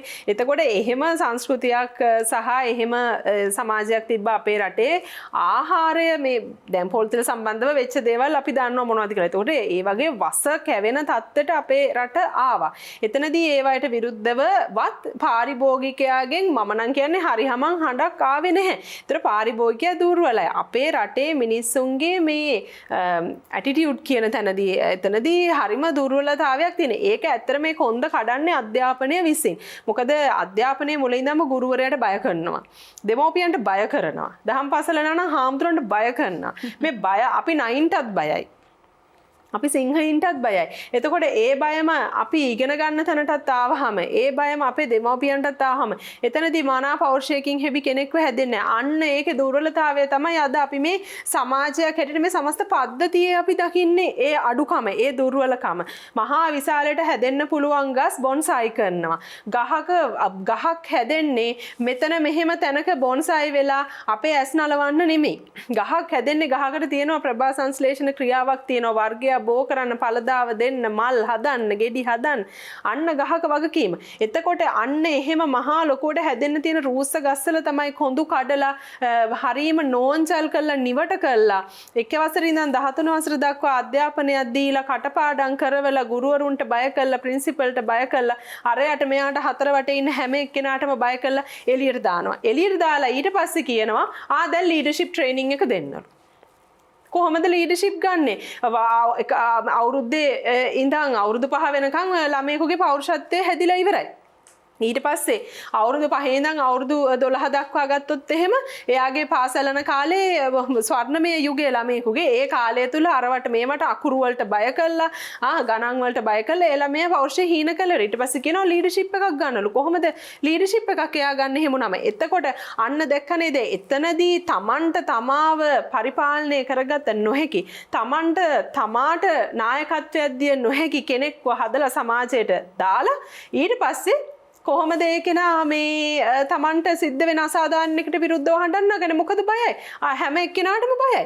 බය කරලා තමයි හදලා තිනේ. ඉතින් ඒක නිසා තමයි ඡන්දය පිළිබඳ ගැටලුව ගත්තා වුණත් පාරිභෝගිකයන් පිළිබඳ අතෘප්තිකර වාතාවරණයක හඬන නොගා නිශ්ශබ්දව ඉන්න සිද්ධ වෙලා තිනේ. විශේෂයෙන් දැන් ඔය ඔන්ලයින් shops වලින් එහෙම බඩු ගන්න ගියාම ඇත්තටම අපි ඇනෝම් කරන දේ නෙමෙයි අපිට ලැබෙන්නේ. එතකොට ඒ සම්බන්ධ පැමිණිලි කීයක් මේ වෙනකොට ගිහින් ඇද්ද? පැමිණිලි කීයක් හරියට විභාග වෙලා ඇද්ද? ඒ වයිට වැරදි කරපු කී දෙනෙක්ට මෙලහට දඬුවම් දීලා ඇද්ද? කිසිම කතාවක් නැහැ. ඇයි එහෙම දේවල් සිද්ධ වෙන්නේ? එතකොට පාරිභෝගිකයන්ට තියෙන අයිතිවාසිකම් එහෙම්මම පනත් මගින් නීති මගින් තියෙනවා. ඒ වයිට කිසිම බලපෑමක් නැහැ සහ ජාත්‍යන්තරව පිළිගත් ප්‍රමිති මට්ටමක් තියෙනවා. මේ පාරිභෝගිකයෙක් තෘප්තියක් ඇතිවීම, ඒ පිළිබඳව නඩුවක් කිවීමට ඇති අයිතිය, ඒ පිළිබඳව විමර්ශනයක් ඉල්ලන්න තියෙන අයිතිය, මේ මිලක් පිළිබඳ අසාධාරණ මිලකට විරුද්ධව නැගී සිටීමේ අයිතිය. නමුත් ඒ කිසි දෙයක් මේ රට තුල සිද්ධ වෙන්නේ නැහැ. ඒ මොකද මේ ප්‍රධානම දේ තමයි කොන්දක් නැති පිට කොන්දක් නැති සමාජයක් බිහි කරලා තියෙන එක. ඉතින් ඒ වගේ සමාජයක් තුලින් ඇතිවෙච්ච සමාජ සංස්කෘතික දේශපාලනික වටපිටාවක තමයි අපි ඉන්නේ. එතකොට එහෙම සමාජයකට බැහැ මීට වැඩිය දෙයක් කරන්න. මේ තමයි කරන්න පුළුවන් ප්‍රමාණය මේ පෙන්නලා තියෙන්නේ. ඒ නිසා වරද කොතනද තියෙන්නේ කියලා හරියටම තේරුම් ගන්න ඕන. ස්වයං විනයක් ඇති කර ගන්න ඕන මිනිස්සු හැටියට. මේ ස්වයං විනය ඊටාම වැදගත්. දැන් බලන්න ඔබ දැන් අපි මිනිස්සු දිහා ගත්තොත් එහෙම හැමෝම පුරුදුලා තියෙන අනිත් අයගේ අඩුපාඩු ටික හොයන්න. මම මේකට කැමති නෑ, ඔයාගේ මම අරකට කැමති නෑ, මෙහෙම කැමති නෑ කියලා මේ විවේචනය මේ හතර වටේ ගැන විවේචන මේ ස්වයං විවේචනය කියන එකට පුරුදු වෙලා නැහැ. නමුත් මම බෞද්ධය නිසා මම මගේ ආගමේ තියෙන මේ ටීචින් එක ගැන කතා වෙනවා. මට විශ්වාසයි අනිත් ආගම්වල මේ වගේ හොඳ ටීචින් තියෙනවා කියන එක. නමුත් දැන් බුදුරජාණන් වහන්සේ හැමතිස්සෙම දේශනා කරපු දේ තමයි මේ තමන් පිළිබඳ ස්වයං අධ්‍යයනය. ස්වයං අධ්‍යයනයේ පුදුම ඉහළ තත්වයක් දේශනා කරාද උන්වහන්සේ මේ ආශ්වාස ප්‍රාශ්වාසය පිළිබඳව ආනාපාන සතිය පිළිබඳව සමතේ කොටසක් හැටියට ආනාපාන සතිය එහෙම දේශනා කරනකොට විදර්ශනාවෙත් තව කොටසක් හැටියට ධර්මයේ ආනාපාන සතිය දේශනා කරනවා. මේ තමා පිළිබඳ විශ්ලේෂණය මගේ හුස්ම කඳ වැටෙන්නේ කොහෙටද? නාසයේ මුලටද, නාසයේ මැදටද, නාසයේ යකටද? කොතනටද මගේ හුස්ම? අන්න ස්වයං අධ්‍යයනය. එතකොට එහෙම ඒ ධර්මයේ කිසිම මූලාශ්‍රයක් මේ රටේ සමාජගත වෙලා නැහැ. ක්‍රිස්තු ධර්මයේ මූලාශ්‍ර යුරෝපයේ සමාජගත වුණා. ස්විට්සර්ලන්තයේ ආණ්ඩුක්‍රම ව්‍යවස්ථාව ගත්තොත් එහෙම බොහොම කුඩා ආණ්ඩුක්‍රම ව්‍යවස්ථාවක් ස්විට්සර්ලන්තයේ තියෙන. ඒ වගේම එංගලන්තය දිහා ගත්තොත් එහෙම එංගලන්තයේ ආණ්ඩුක්‍රම ව්‍යවස්ථාවක් ලියලවත් නැහැ. ඉතින් බලන්න මේ ආගමක හරය කියන එක අපිට වැදගත් වෙන්නේ සමාජ ජීවීන් හැටියට අපි ජීවත් වෙනකොට. අපි කොහොමද ජීවත් වෙන්නේ කියන එකට. එතකොට මේ ක්‍රිස්තු ධර්මයේ හෝ මේ අපි කියන්නේ මේ ක්‍රිස්තියානි ආගමේ මේ මූලික සිද්ධාන්ත ටික මානව කරුණාව, දයාව, මෛත්‍රිය කියන එක නීතිය ඇතුළට ගිහින් ඉවරයි. නීතිය ඇතුළට ගිහිල්ලා ඉවරයි. ඒ නිසා මම හිතනවා ලොකු හේතුවක් ඒ රටවල් වල මෙතන සාමකාමීත්වය සහ සිවිල් රයිට්ස් ඒගොල්ලන්ගේ හුඟක් ස්ට්‍රෝං වෙන්න ප්‍රබල හේතුවක්. දැන් අපේ රටේ ගත්තොත් මෙච්චර වටින දර්ශනයක්, මෙච්චර වටින බෞද්ධ සංස්කෘතියක් එක්ක මේ තියෙන රටක මේ දේවල් සමාජගත වෙලා නැහැ හරියට. මේ අපි කොච්චර කිව්වා වුණාද අපි මේ අනිත්‍ය දකින්න ඕන, මේ දේක අනිත්‍යයි, දුක්ඛයි, අනාත්මයි, මේ ත්‍රිලක්ෂණ වඩනවයි කියන අභිධර්මයට පන්තිත් යනවා. අනේ හරිම පුදුම දේවල් නේ දැන් මේ තියෙන්නේ. ඒව ගැනත් අහන අභිධර්මයට පන්ති නෙවෙයි මොක ගියා වුණත් බලන්න තාම පන්සලේ පොලිම පැනලානේ යන්නේ. තමන් පූජා කරපු බුද්ධ පූජා වැඳලා කරලා ඔක්කොම දිලවනත් ඒක අස් කරනවා දැක්කහම මොකද හිතෙන්නේ? ඒවට කොච්චර රණ්ඩු වෙනවද? තමන් අස් කරපු මල් ආසනේ වෙන කෙනෙක් මල් ටිකක් පූජා කරනවට කැමති නැහැ. පොඩ්ඩක් පන්සලකට ගිහින් බලන්න මිනිස්සුන්ගේ හැසිරීම. මොන තරම් මිනිස්සු හැටියට කොතනද ඉන්නේ? මොකටද එහෙම හැසිරෙන්න නම් දර්ශනයක්? මොකටද එහෙම හැසිරෙන්න නම් ආගමක්? එහෙම අවශ්‍ය නැහැ. ඉතින් ඒ නිසා මේ ධර්මයේ තියෙන යහපත් දේ සමාජගත විය යුතුයි. ඒක ඇත්තටම අපේ ස්වාමීන් වහන්සේලා දිගින් දිගටම දේශනා කර මේ කියන දෙයක්. ඉතින් ඒවා මිනිස්සු තොලුවට ගන්න ඕන සහ ගමෙන් මේ දේවල් පටන් ගන්න ඕන. ඉස්සර ගම්වල මේ දේවල් තිබුණා. මේ බෙදා හදා ගැනීම, මේ දරා ගැනීම එකට මේ දේවල් තිබුණා. මම කියන්නේ මේක හොඳම අවස්ථාවක් අපිට මේ දේවල් තේරුම් ගන්න. දැන් මිනි එම්බාම් කරන මිනිස්සෙකුට කොච්චර මිනි 500ක් එම්බාම් කරා වුණත් ඒ මිනිස්සයාට මේ අනිත්‍යයි, දුක්ඛයි, අනාත්මයි මේක මේ සංසාරේ දුකක් කියන එකත් තේරෙන්නේ නැහැනේ. එහෙම තේරෙන්නේ නැහැ. ඒ නිසා මෙච්චර මහා විශාල මේ ප්‍රශ්න කොටක අපි හිටියා වුණත් බුද්ධිය නැති කෙනාට, නුවණ වඩපු නැති කෙනාට මේ දේවල් විනිවිද දකින්න බෑ. ඉතින් මේ විනිවිද නොදැකීමේ ඵල විපාක තමයි අපි මේ අත්විඳින්නේ. ඒ නිසා අපි හැමතිස්සෙම දැන් අපි ධර්මයෙන් මම මේ කතා කරන්නේ මන් දන්න ආගම නිසා. මේ අනිත් ආගම්වල මේව නැහැ කියනෝනේ. මේ අනිවාර්යෙන්ම ඇති. එතකොට බුදුරජාණන් වහන්සේ හැමතිස්සෙම දේශනා කරපු දෙයක් තමයි මේ සියල්ල නැති වෙන බව දැනගෙන මේ දේවල් පාවිච්චි කරන්න කියන එක. උන්වහන්සේ වැඩ හිටියේ සඳුන් කුටියක. සඳුන් කුටියක මේ ගන්ධ කුටිය කියලා කියන්නේ ජේතවනාරාමේ සඳුන් කුටිය. එතකොට සඳුන් කුටියක වැඩ ඉඳලා බුදුරජාණන් වහන්සේ කිව්වේ මේ දේවල් පරිභෝජනය කරන්න, මේ දේවල් විඳින්න. හැබැයි මේක නැති වෙන බව දැනගෙන කියන එක. දැන් අපිට දේවල් තිබිලා අපිට එකපාරට දේවල් නැති වෙලා තියෙනවා නේද? එතකොට අපිට ඉතින් අපේ ධර්මයේ දෙසට හැරිලා අපිට මේ දේවල් තේරුම් ගන්න කාලය ලැබිලා තියෙනවා. ඒ විතරක් නෙමෙයි අනිත් එක දැන් ඔය සිවුරු ගැන කතා කරොත් එහෙම බුද්ධ දේශනාවේ හැටියට බුදුහාමුදුරුවෝ උන්වහන්සේ දේශනා කළා තියෙන්නේ සිවුර අර ගන්නෙ තමුසොහොනකින් ඒ අරගෙන ඒ සිවුර සුදු රෙද්දක් ඒක පඳු පොවනවා. ඊට පස්සේ පරිභෝජන ඉරුණාම මහලා අඳිනවා. ඒ තවත් භාවිතයට ගන්න බැරි වුණාම මේ ඇඟ පිහදන වස්ත්‍රයක් හැටියට ගන්නවා. තවත් භාවිත දියපිස්නා වස්ත්‍රයක් හැටියට. තවත් භාවිතයට ගන්න බැරි වුණාම පාපිස්සක් හැටියට. ඒත් භාවිතයට ගන්න බැරි වුණාම මොකද වෙන්නේ? අර වරිච්චි ගහනකොට ඒ රෙද්දේ ඔතල වරිච්චිය ගන්න. මොන තරම් කලමනාකරණයක් ගැනද මේ දේශනා කරන්නේ. ඉතින් ඒ නිසා මේ කියන්නේ මේ කුම්මැහිකමට ඉන්න කියන එක නෙමෙයි මේ කියන්නේ. මේ මිනිස්සුන්ගේ අපේ රටේ ඔබ පාරිභෝගික අයිතීන් ගැන අපි කතා කරන්නේ. පාරිභෝගික අයිතීන් මේ මොන දේ ගැන කතා කරන්න උනත් අපි හරියට මේ මුදුන් මුලක් සහිත හරියට අපිට මේ අපි හරියමං ඉතිහාසයක් සහිත මිනිස්සු වෙන්න ඕන. අපිට එහෙම අපේ පිටිපස්සෙන් අපිට එහෙම පරිචයක් නැත්තම් අපිට තැනක ගිහිල්ලා කෙලින් හිටගෙන කතා කරන්න බෑ. ඒ தත්තෙට අද අපි මූණ දීලා තියෙනවා. පිටකොඳු නැති જાතියක් බවට පත් වෙලා තියෙනවා. අනිත් එක අතේ මුදල් නැතුව කාටවත් වැඩ කරන්න බෑ. අතේ මම කියන්නේ කිසිම කෙනෙකුට මේ සල්ලි නැතුව දෙයක් කරන්න පුළුවන් කියලා. දැන් ඔබ බැලුවොත් එහෙම තපස්සු බල්ලුක කියන්නේ කවුද? වෙළඳ දෙබෑයෝ. සුජාතා සිටු දේවිය කියන්නේ කවුද? එතුමිය සිටු දේවියක්. නේද? එතකොට අනේ පිටු කියන්නේ කවුද? විශාඛා කියන්නේ කවුද? මේ ඒ කාලය තුල හිටපු යම් කිසි දෙයක් තිබ්බාය. ඒ නිසා තමයි ඒ අයට හැකියාව ලැබුණේ ශාසනය අභිවෘද්ධිය වෙනුවෙන් කැප වෙන්න. ඒකයි ඒ හැකියාව ලැබුණේ අයට. අනිත් ආගම් වලත් මේ වගේම කතා ඇති ඕනේ තරම්. මම ඒවලත් ඒ වගේම ගරු කරනවා. එතකොට මේ කියලා තිබ්බ දේවල් ඇයි තාම මේවා බණ කතා විතරක් උනේ? මේ දැන් 2500ක් ගිහිල්ලා ඉවරයි. ඇයි මේවා තාම බණ පොතේ විතර බණ කතාවට සාදු කියන තැනට විතරක් පත්තුනේ? ඒ සාදුවකින් එහාට ගියේ නැත්තේ. කෝ ජන විඥාණයට මේ දේවල් ඇවිල්ලා. ඒ නිසා නමට බෞද්ධ වැඩක් නැහැ. නමට බෞද්ධ වැඩක් නැහැ. මේ රටේ වැඩි හරියක් ඉන්නේ බෞද්ධ ජනතාව. නමට ඔබේ ධර්මයේ වැඩක් නැහැ. බෞද්ධ වේවා අන්‍ය ආගමික වේවා. අපි හැම දෙයකටම කරු කරනවා. ඒ හැම ආගමකටම මේ නමට අපේ දර්ශනයෙන් වැඩක් නැහැ. මේ දර්ශනය තුල කොහොමද අපි ජීවත් වෙන්නේ? විශේෂයෙන් සිංහලෝවාද සූත්‍රය වගේ සූත්‍ර දේශනාවලදී මේ පාරිභෝගික අයිතීන් මේ දේවල් සම්බන්ධ බුදුරජාණන් වහන්සේ දේශනා කරනවා. මේ දේවල් කියනවා. එතකොට මොනම දෙයකටවත් අපි මොනම පාරට මොනම දෙයකට බැස්සා වුණත් අපි හරියට කොන්ද කෙලින් නැත්තම් අපි සූදානම් නැත්තම් අපි තුල පරිචයක් නැත්තම් අපි තුල ඒ දේ නැහැ කියලා අනිත් මිනිස්සුන්ට පේනවා. අන්න එහෙම පේන නිසා තමයි තැනකට ගියාම අපිට තැනක් නැත්තේ. තැනක් නැත්තම් ඒකයි හේතුව. එතන පොලිසියකට යනවා පොලිසියෙන් ගණන් ගන්න නැහැ කියනවා. උසාවියකට යනවා ගණන් ගන්න නැහැ කියනවා. ඇයි ගණන් ගන්න නැත්තේ? පාරිභෝගික සේවා අධිකාරියට ගියත් ඔච්චර තමයි. තමන්ගේ පැමිණිල්ල හරියට ගෙනියන්න බැයි නම් වැඩක් නැහැ. ඒ නිසා පාරිභෝගිකයන් හැටියට ඔබ කොපමණ පරිචයක් ඔබ සතුව තියාගෙන තියෙනවද? කොපමණ බලයක් ඔබ සතුයිද? ඔබ ගිහිල්ලා රුපියල් 80කට ගුල්ල ගහපු පාංගෙඩිය ගේනවා නම් මොකද්ද පාරිභෝගිකයා හැටියට තත්ත්වේ?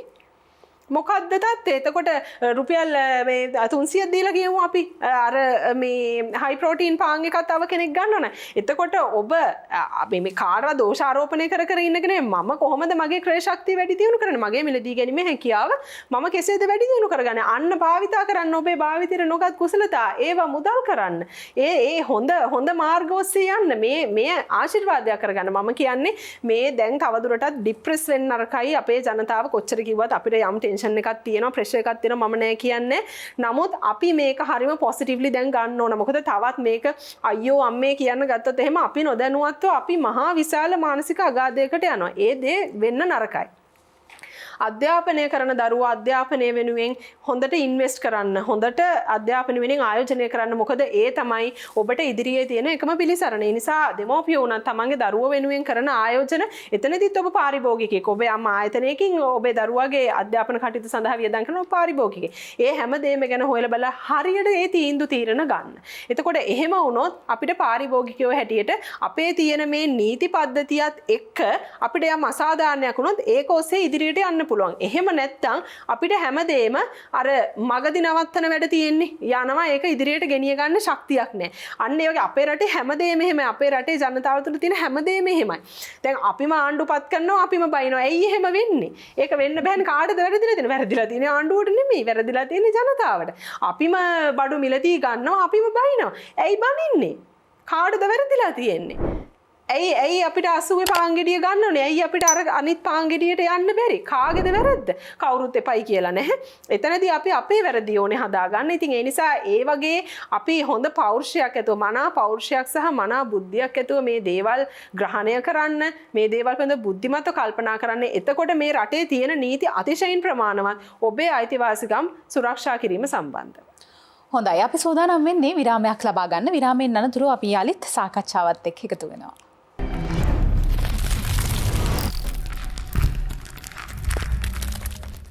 විරාමයෙන් අනතුරුව ඔබ නැවතත් එකතු වෙනවා කාලාත්‍රේ කතා බහත් එක්ක. අද මාතෘකාව ජීවිතයට සකසුරුවම. රංජිත් මහත්මයා මේ මිල පාලනයක් නොමැතිවීමත් අපේ සකසුරුවම අර පිරිමැස්ම වගේම පසොම්බියටත් මේ දැනෙන හේතුවක්. රජයේ අංශයේ මිල පාලනයක්ද නැත්නම් අපේ පුද්ගලික අංශ ගැනද ඔබතුමිය? අපි දෙපැත්තම ගැන කතා කරමුකෝ. ඔව් මේ වෙනකොට 2003 අංක 9 දන්න පාරිභෝගික කටයුතු අධිකාරිය පිළිබඳ පනතේ පිටවා තිබෙන පාරිභෝගික කටයුතු අධිකාරිය එහෙම නැත්නම් වෙළඳ ඇමතිවරයා මිල පාලනය අයින් කරලා තියෙනවා. ඒ කියන්නේ සමහර දේවල් වලට මැදිහත් වීම අයින් කරලා දෙන සාමාන්‍යයෙන් විවෘතාර්ථයක් තියෙන රටක දැන් කියනවා රජයේ මැදිහත් වීම කරන්න හොඳ නැහැ කියලා මේ මෑත කාලේ වුන් අදහස් කරන නිසා මේ මිල පාලනය අත්හැරලා තියෙනවා. හැබැයි සමහර අවස්ථාවල අපි වගේ රටක මිල පාලනය තිබීම තුළ පාරිභෝගිකයට යම්කිසි සුබ සාධනයක් ඇති වුණා, සාධාරණයක් කිටු වුණා. හැබැයි දැන් මේ මිල පාලනය ඉවත් කළ නිසා බොහෝ අත්‍යවශ්‍ය ආහාර ද්‍රව්‍ය වල ඒක අයින් කිරීම නිසා පාරිභෝගිකය යම්කිසි පීඩාවකට එහෙම නැත්නම් අසාධාරණයකට සූරා කෑමකට ලක් වෙනවා. මොකද පනතේ පැහැදිලිව සඳහන් වෙනවා කිසියම් භාණ්ඩයක් ජීවත් වීම සඳහා අත්‍යවශ්‍ය බවට හැඟෙනවා නම් අමාත්‍යවරයාට පුළුවන් පාරිභෝගික අධිකාරී සභාපතිවරයාට කියලා ඒකට ගැසට් පත්‍රයක් ගහලා ඒක පාලන මිලක් දාන්න. හැබැයි මේ වෙනකොට බොහෝ මේ පාලන මිල් වල ඉවත් කරලා තිබුණා විටින් විට. මොකද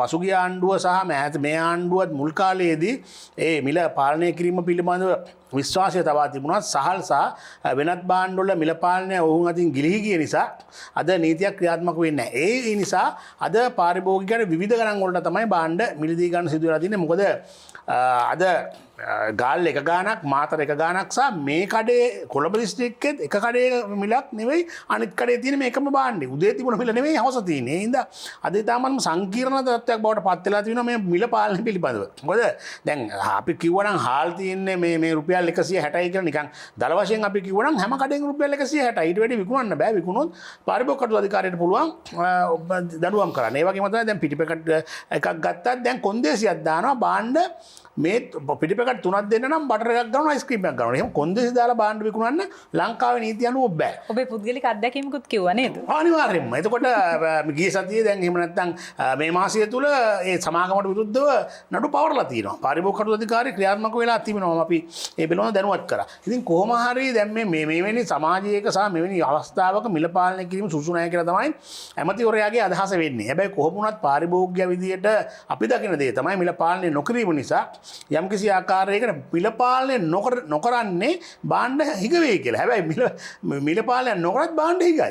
ඒ හින්දා පාරිභෝගිකයට මිලදී ගන්න සිද්ධ වෙන්නේ විශාල මිලකට. ඉතින් ඒක සිමෙන්ති බැලුවත් අද සිමෙන්ති වල මිල පාලනය ඉවත් කරා. අද රුපියල් 1800යි 1900යි සිමෙන්ති යලවෙ වෙන්නේ. ඉතින් ඊටමත් අසාධාරණ තත්ත්වයකට තමයි පාරිභෝගිකය පත් වෙලා තියෙන්නේ. මේ වෙලාවේ දැන් අපිට මිල පාලනය කෙසේ වෙතත් අපි විසින් ස්වයං පාලනයක් දාගෙන අපේ මුදල් ටික ඉදිරි කරගන්න තමයි අපිට වෙලා තියෙන්නේ. ඉතින් ඒක තමයි අපිට කරන්න පුළුවන් දේ. දැන් ඇත්තටම අපි යෝජනා කරන ක්‍රමයක් තමයි දැන් අපිට ගෙදර සබන් ටික හදාගන්න පුළුවන්. අපි ඉවතලන අපි මැලේසියාවේ සංචාරක නිරත වුණා. පාරිභෝගික අයිතිය පිළිබඳව පිරිසක් සමග ඔවුන් අපිට ඉගන්වුවා කොහොමද ගෙදර පාවිච්චි කරන සබන් කෑල්ල හදාගන්න කියලා. ඇත්තටම අපේ රජය කළ යුත්තේ ඒකයි. මේ රටේ ජනතාවට පාරිභෝගිකයට දැනුවත් කිරීමක් කරන්න ඕන. අපේ ගෙදර ඉවත දන දෙයින් අපිට යම්කිසි නිෂ්පාදනයක් කරලා අපිට ඒක පරිභෝජනය කරන්න. මේ අලෙවි සඳහා නෙවෙයි. Tamanට පරිභෝජනය කරගන්න පුළුවන් නම් අපිට යන මේ වලන් ටික හොදන්න යන විවිධම අපිට ඉතුරු වෙනවා. මොකද අපි දැවි පොල්තෙල් අපි පාච්චි කල පොල්තෙල් පාවිච්චි කල දෙපාරයි විතර පාවිච්චි කල අපි ඉවත් කරනවා. ඉවත දානවා. එතකොට ඉවත දාන ටිකෙන් අපිට යම්කිසි රසායනිකයක් දාලා සබන් ටික හදා ගන්න පුළුවන් නම් යම්කිසි ගාණක් අපිට ඉතිරි වෙන බව දැනෙනවා. ඊට පස්සේ අපිට චිලි පේස්ට් ටික අපිට හදා ගන්න පුළුවන්. සෝස් ටික අපිට හදා ගන්න පුළුවන්. මේවෙනි අපි මිලදී ගන්න ඒවා අපිට ඉතිරි වෙනවා. ඉතින් එතකොට ඒ හින්දා අර පරිමස්සමට අපිට යන්න පුළුවන්. හැබැයි අපි මෙතෙක්කල් ඒ පිළිබඳව අපි කතා කරෙත් නෑ. රජයේ විසින් ඒ පිළිබඳව ආයතන තිබුණත් පාරිභෝගිකය දැනුවත් කළ නැහැ හරිය නිවැරදි ආකාරයට. ඉතින් ඒ නිසා අද පුවත්පත් මගින් සෑහෙන ලිපි ලේඛනයේ සඳහන් වෙනවා. ඒ වගේම මාධ්‍ය මගින් දැනුවත් කරනවා. අද YouTube එක ගහුවොත් කොහොමද සබන් හදන්න පුළුවන් කියලා. කොහොමද චිලි පේස්ට් හදන්න පුළුවන්. කොහොමද සෝස් හදන්න පුළුවන් මේ සියලු දේ තියෙනවා. ඉතින් ඒ හින්දා පාරිභෝගිකයාට මම හිතන්නේ දැන් සාක්ෂරතාව වැඩි අපේ පරිවර්තන සාක්ෂරතාව වැඩි. දැන් ගොඩක් අය ඉන්නේ TikTok වල. ඒ වගේ මේ එහෙම පරපුරක් තමයි දැන් බිහි වෙලා තියෙන්නේ. ඔවුන් ආස කරන දේවල් ඒවා. හැබැයි මේ වගේ නිර්මාණාත්මක දේවල් වලට මේ ජනතාව යොමු කරන්න යම්කිසි ආකාරයක රජයේ සහ වෙනත් ආයතන වල වගකීමක් තියෙනවා. මොකද එතකොට තමයි ඔවුන් මේක පිළිගන්නේ. මොකද සමහර විට දැන් මෙතුමිය කිව්වත් මම කිව්වත් මේ සමාජය පිළිගන්න සමහර දේවල් කැමති නෑ. එතකොට මේ සමාජයට රජීන්ම පණිවිඩයක් නිකුත් කරන්න ඕන. එතකොට තමයි මේක පිළිගන්නේ. ඉතින් ඒ හින්දා රජයේ අධ්‍යාපන දෙපාර්තමේන්තුව තියෙනවා. ඒ වගේම තරුණ සේවා සභාව තියෙනවා. මෙන්න මේ කියන ආයතන මම හිතන්නේ කාන්තා දිරිගන්වීමේ ආයතන තියෙනවා. මේම එකතු වෙලා මේක කරොත් මේ කොහොමද මේ ප්‍රශ්නෙට මුහුණ දෙන්නේ කියලා මම හිතන්නේ ජනතාව පිළිගන්න. එහෙම නැත්නම් ජනතාවට මඟ පෙන්වීමක් කරනවා. අඩුම වශයෙන් රජයේ විසින් මොනවාරි බණ්ඩක් කර ටිකක් වම්බොඩුවට ටිකක් එහෙම හරි දුන්නා නම් මේක හොයාගන්න දුන්නා නේද? සෞභාග්‍යය ගෙවත්ත කියලාත් කිව්වා. දුන්නා. දැන් නමුත් ඒ සෞභාග්‍ය දැන් ළඟා කරගන්න ඉවරයිනේ අපි. ඒ හින්දා දැන් ඒවා නවත්තලා තියෙනවා. නමුත් අපිට ප්‍රශ්නේ අපි තාම ඉන්නවා. ඉතින් ඒ නිසා අපිට ඒ වගේ දෙයක්වත් කරන්න පුළුවන් නම් අඩුම ගානේ අර පස් ටිකට යට කරලා හරි දාන්න පුළුවන්. කිසියම් ගන්න. ඇත්තටම මේ පොළවේ ඕනම දෙයක් හැදෙනවා. පොඩි මේකක් පළක් කපලා මොදයක් බණ්ඩක් ඇටයක් හිටවගම බණ්ඩක ගහ හැදෙනවා. අපිට වතුර ටිකක් විතරයි දාන්න තියෙන්නේ. ඉතින් එතකොට සබන් වතුර ටිකක් දාන්න ඕන අර කුමින් එනවා. ඉතින් ඒ වගේ පොඩි පොඩි දේවල් අපිට හදන්න පුළුවන්. අපි ඒකට උනන්දුවක් නැතිකම තමයි තියෙන්නේ. හැබැයි දැන් සමාජයේ විසින් සහ මේ පරිසරයේ විසින් අපිව නැවතත් ඒකට තල්ලු කරනවා. මේක තමයි කරන්න ඕන සහ මේකයි පිරිමැස්ම කියන එක. මොකද සමහර වෙලාවට තව ඉදිරියට යනකොට අපිට සමහරට දැන් ආණ්ඩු පක්ෂම මන්ත්‍රීවරු කියනවා වේල් දෙකක් කන්න දැන් හැඩ ගහන්න කියලා. හැබැයි අපි අගය කරන්න ඕනේ ඒ වෙනි හරි ජනතාව දැනුවත් කරාට මේ යථාර්ථය පිළිබඳව. දෙමව්පියෝ විසින් තමන්ගේ ආර්ථිකය පිළිබඳ ළමයිට යථාර්ථය පැහැදිලි කරලා දෙන්න ඕන. පුතේ අපිට රස්සාව නැහැ. දැන් මෙන්න මෙහෙමයි. දැන් අපේ ආදායම් නැහැ. දැන් අපිට මේක තමයි කාලා බීලා ඉන්න වෙන්නේ කියලා. අපි වෙනද වගේ අපිට විඳන් කරන්න බෑ. ඒ කියලා ඒ වගේ රජයක් විසිනුත් කරන්න ඕන. මේ තත්ත්වෙට රජය කොහොමද මුහුණ දෙන්නේ කියලා ජනතාව දැනුවත් කරන්න ඕන. එතකොට පාරිභෝගිකය දැනුවත් කරනවා. එතකොට සැබෑ තත්ත්වය ඒක. දැන් මොකද දැන් දන්නේ නැහැ. සමහරු කියනවා තව මාසෙකින් මේක සුරුපුරයක් කරනවලු. සමහර දේශපාලන කතා. එතකොට සමහරු කියනවා හාලිගයක් වෙන්න දෙන්නෙම නැල්ලු. සමහරු කියනවා ගෑස් එකක් වෙන්න දෙන්නෙම නැල්ලු. හැබැයි මේ රටේ ඒ දේ ඔක්කොම වුණා. ඒ හින්දා ඔවුන් යම් කිසි ආකාරයකට මාධ්‍ය අර අවධානය ගන්න එවැනි දේවල් මේ මාධ්‍ය සංදර්ශන පැවැත්වුවට ජනතාවට සහනයක් නැහැ. හැබැයි ඇත්තම කියන්න පුළුවන් නම් අපිට මෙහෙම ප්‍රශ්නයක් තියෙනවා. අපි ඒකට මුහුණ දෙන්න. අපි ඔබ සියලු දෙනා එකතු වෙලා ඒකට ප්‍රශ්නෙට මුහුණ දෙමු. ජනතාව ඉදිරියට පිළිගන්න වෙනවා. මොන පක්ෂයේ වුණත් උස්ම ගන්න පුළුවන් මිනිස්සුනේ, බුද්ධියක් තියෙන මිනිස්සුනේ. එතකොට මේ හැම මිනිහටම මේක තේරෙනවා. ඒ හින්දා මම කියන්නේ මේ සූදානම් කිරීම තුළ යම්කිසි ප්‍රතිශතාත්මකව යම්කිසි වෙනසක් කරන්න පුළුවන්. ඉතින් ඒ හින්දා මේ සමහරුන්ට தත්ත්වය බැරෑරුම් කියලා තේරෙන්නේ නැහැ. මොකද සමහරු සුරුපුරයක් කරන්න හදනවා, සමහරු කියනවා මේක කන්න බොන්න නෑ මාසෙක් දෙකක්. දැන් අපිවත් එතකොට මේ වෙලාව අපිත් තිගැස්සিলা ඉන්නේ මොකද්ද වෙන්නේ කියලා. මොකද දැන් අපි හිටවනවද? අපි අර පිටිමැස්ස තියෙන්න ඕනද? අයි සුරුපුරයක් කරනවා නම් ඒක ඕනේ නැහැ නේ හොම් යනවා කියලා. අනිත් පැත්ත කට්ටිය කියනවා හෙටවනේ දෙනවා කන්නත් නැහැ, බොන්නත් නැහැ, ලයිටුත් නැහැ, මේ වතුරත් නැහැ කියලා. ඉතින් එතකොට පාරිභෝගික ජනතාව ඒකට මේ අන්දමන්ද වෙලා ඉන්නේ. දැන් මේ පරිප්පු ප්‍රශ්නේ පැන නැගුණු අවස්ථාවේ ලංකාවේ ඔය මන්නාරම වවුනියාව වගේ ප්‍රදේශවල පරිප්පු හැම වගා කරන්න උත්සාහයක් දරුවනේ දේවට මොකද උනේ? සමහරු කිව්වා පරිප්පු ගෙනකොට තිරිඟු හොඳයි, බඩේරුකු හොඳයි කියලා. බඩේරුකු කියලා දැන් අද බඩේරුකු අද වගා කරනවා. සාමාන්‍ය සමාගම් කීපයක් වගා කරනවා සහ අපනයන සඳහා. අද සත්ආහාර වලටත් කිව්වට ඒකත් යම් කිසි ප්‍රමාණයක් ලැබෙන්නේ නැහැ. දේශීය කුෂිකාර්මය තුළ විශාල වශයෙන් කිසියම් පිබිදීමක් ඇති වුණා. නමුත් අර පොහොර ප්‍රශ්නයත් එක්ක යලිත් ඒක යම් කිසි ආකාරයකට යටපත් වෙලා ගියා. කොහොම වුණත් ඇත්තටම දැන් අපි කරන්න ඕන දේ තමයි පුළුවන් තරම් අපිට පුළුවන් දේ අපි වගා කරලා අපිට පුළුවන් නිෂ්පාදනය කරලා අපි පුළුවන් තරම් ඒව අපනයනය කරන්න අපේ පරිභෝජනයටත් තබාගෙන අපි අපනයනය කිරීමට තත්ත්වය තමයි අපි ලබා ගත වෙන්නේ. ව්‍යාපෘති වලට මොකද උනේ? අපි දැක්ක පරිප්පු ලංකාවේ හදනවායි කිව්වා, පළමු අස්වැන්න ලබා ගත්තා කිව්වා. දැන් මොනවද ඒවට උනේ? අපේ රටේ ගොඩක් දේශපාලකයෝ කරන ව්‍යාපෘති එදා රෑ රූපවාහිනියට පමණක් සීමා වෙනවා. අපි ගිහින් බැලුවොත් හරියට එදා රෑ ප්‍රවෘත්ති විකාශයේ පමණයි අපි සමහර ව්‍යාපෘති දකින්නේ. දැන් සමහර පාලම් දෙපාරකට මුල් කරලා තියෙනවා.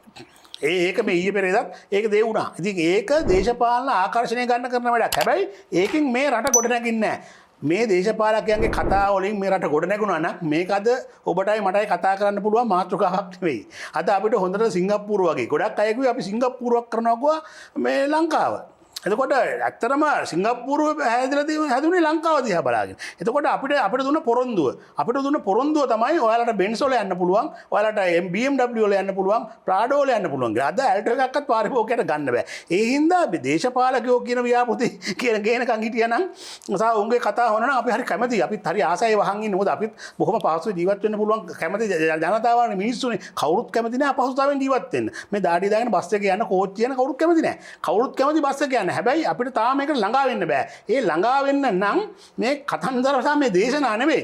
ඒකට ප්‍රායෝගික වැඩපිළිවෙලක් තියෙන්න ඕන. එතකොට අවුරුදු 70ක් තිස්සේ අපි කතා අහගෙන හිටියා. දේශපාලකයෝ කතා කිව්වා අපිත් ඒකට හුරේ දැම්ම අපි අප්පුඩි ගැහුවා. අපි එතනින් විසිරලා ආවා. මේ පෙළපාලි ගියා. ඊට පස්සේ අපි මේ දේශපාලන පක්ෂ වල රැස්වීම වලට ගියා. ඉතාලම කතා වලට අප්පුඩි ගැහුවා අපි ගෙදර ආවා. අපිට විතර උන දෙයක් නැහැ. රංජිත් මහත්මයා මේ බලශක්ති අර්බුදයට අපි තදින්ම මුහුණ දෙමින් ඉන්නවා. ඉන්ධන ගන්න ඩොලර් නැහැ. ඩොලර් ප්‍රශ්න ගැන හැමෝම දන්නවා. මේ වගේ තත්ත්වයක් තියෙනකොට ගෙදර මේ පවුලේ 4 දෙනාට වාහන 4ක් උදේට එළියට දාන තත්ත්වයක් අපිට පවත්වාගෙන යන්න බෑ. ලංකාවේ පොදු ප්‍රවාහනය නැවත වතාවක් භාවිතයට ගැනීම නැවත වතාවක් කියලා කිව්වේ කොහොමත් පොදු ප්‍රවාහනය තිබ්බ බොහෝ දෙනෙක් භාවිතා කරේ නැහැ. ඒ ගැන ඔබේ අදහස මොකක්ද? ඔව් ඇත්තටම ඉතාමත්ම වැදගත් මේ වෙලාවේ තියෙන හැකි එක්කෙනාටත් නැති බැරි එක්කෙනාටත් එකම යුතුයකමයි තියෙන්නේ බලශක්තිය ඉතිරි කිරීම. එහෙම නැත්නම් ඉන්ධන වශයෙන් පෙට්‍රල් සහ ඩීසල් ඉතිරි කර ගැනීම අවශ්‍යතාවයක් තියෙනවා. තමන්ගේ පඩිය ලක්ෂ 10ක් වුණත් 15ක් වුණත් තමන්ගේ පඩිය දිනක වැටු රුපියල් 1000ක් වුණත් ඒ යුතුයකම කියන එක මේ රටේ සෑම පුරවැසියා සමග බැඳී පවතිනවා. මොකද මේ කෙනෙකුට මේ ප්‍රශ්නේ තාම නොදැනී තියෙන්න පුළුවන්. හැබැයි අපේ ආයතනයේ තියෙන නුගේගොඩ අපේ ආයතනයේ ඉදිරි පිටම තියෙන ඉන්ධන පිරවුම් හලේ දැනට රුපියල් 300ක විතරයි භූමි තෙල් මිලදී ගන්න පුළුවන් එක් අයෙකුට.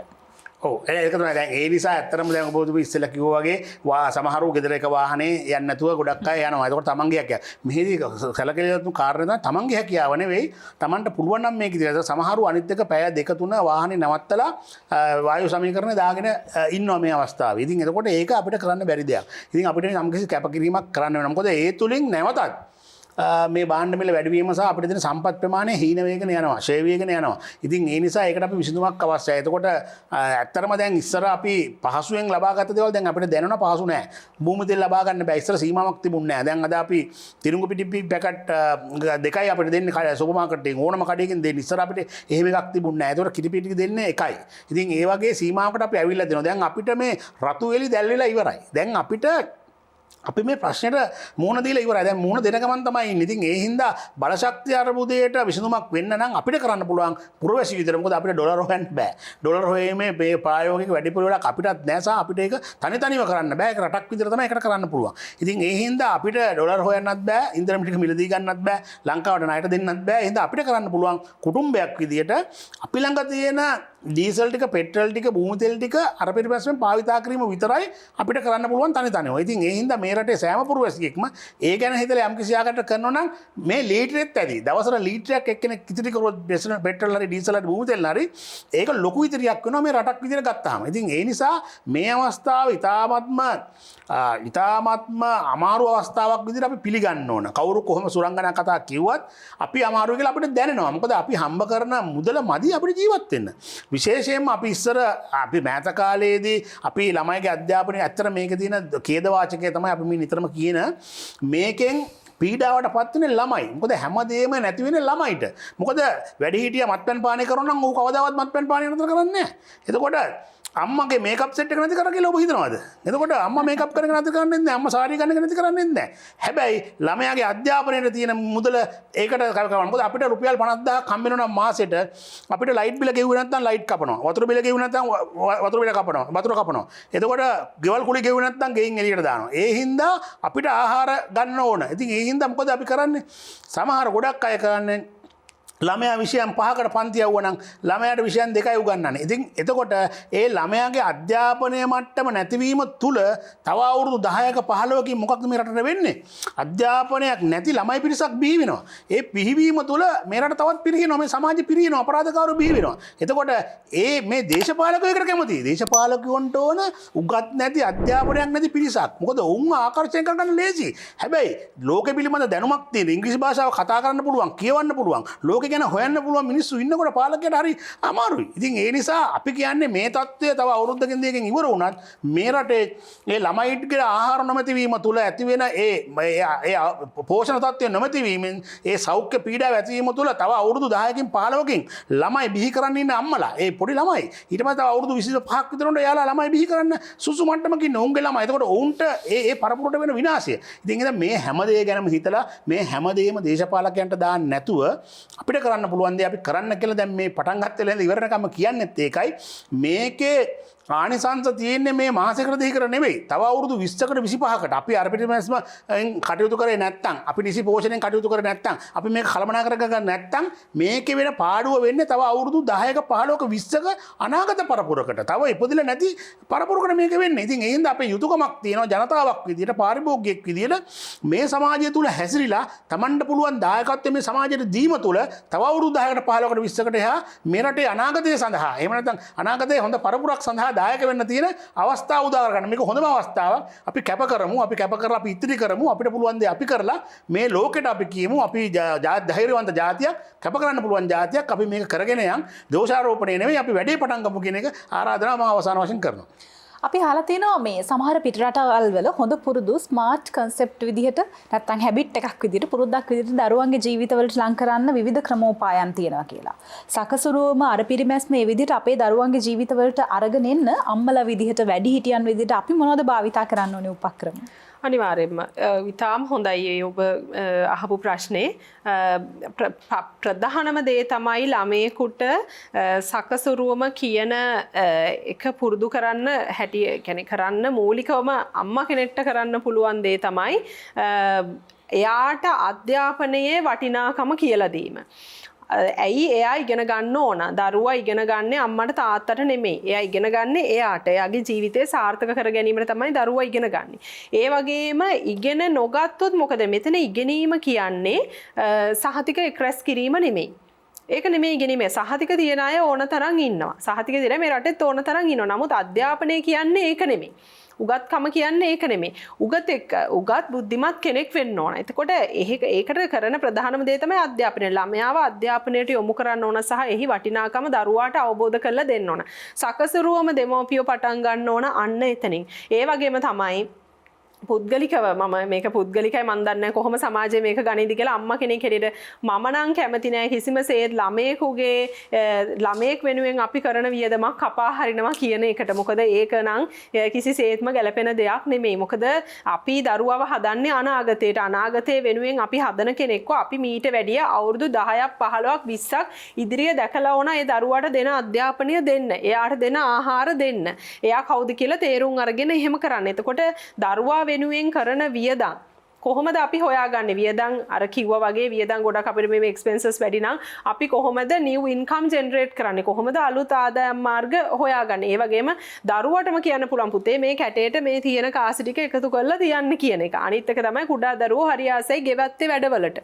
ඉතින් ඒගොල්ලන් එක්ක වවන්න පුළුවන්. ඒගොල්ලන්ට කියන්න පුළුවන් පුතා හවස එහෙනම් පුතා මේ මල් වලට හරි ගස් වලට මේ තියෙන ඒවට වතුර දාන්න. ලෝලු පැල ටිකට වතුර. ඒගොල්ලෝ හරි ආසාවෙන් මේ දේවල් කරනවා. මඩේ නටනවා. ඒ දේවල් වලට ඒගොල්ලෝ හරි ආසයි. අනිත් එක මේ දරුවන්ව දැන් අපිට පුහුණු කර ගැනීමේ විශේෂ හැකියාවක් තියෙනවා. මොකද මේ අය මේ පැන්ඩමික් එකට ඉතා පහසුවෙන් හුරු වෙච්ච අය. දැන් අපේ දරුවන්ගේ ඇඳුමේ අනිවාර්ය අංගයක් තමයි මාස්ක් එක. අපි එළියට බස්සත් මාස්ක් එක අමතක වෙලා අපේ දරුවෝ එළියට බහින්නේ මාස්ක් එකක් නැතුව. ඒගොල්ලන්ට මේක අනිවාර්ය අංගයක්. ඒගොල්ලෝ සැනිටයිස් කරනවා, හෑන්ඩ් වොෂ් කරනවා. ඒගොල්ලෝ බොහොම ඉක්මනට ග්‍රහණය කරගත්තා. මොකද අර වැඩි මෝරලා නැහැනේ ලපටි නිසා හරි ඉක්මනට ඒගොල්ලෝ ඒ දේවල් ග්‍රහණය කරගෙන තිනවා. එතකොට දරුවව මේකට පුහුණු කිරීම හරි ලේසි. අනිත් එක තමයි දැන් අපි පාසල් යන කාලේ තිබුණා රජයේ බැංකු වලින් විශේෂයෙන්ම ඇවිල්ලා අපිව දිගින් දිගටම දැනුවත් කරා මේ ඉතුරුමක තියෙන වටිනකම සම්බන්ධව. කැට දුන්නා ඉතුරුම රුපියල් 5000ක් නම් ඕන ඩික්ෂනරි එකක් දෙනවා 10000ක් නම් මෙහෙම කියලා තෑගි දීදී රැස්වීමකටම වගේ බැංකුවෙන් සහභාගී අනිවාර්ය ඒ දේවල් මම හිතන්නේ දැනටත් මූල්‍ය ආයතන පටන් අරන් තියෙන්නේ කටයුතු ඒ දේවල් එලෙස සිදුවිය යුතුයි.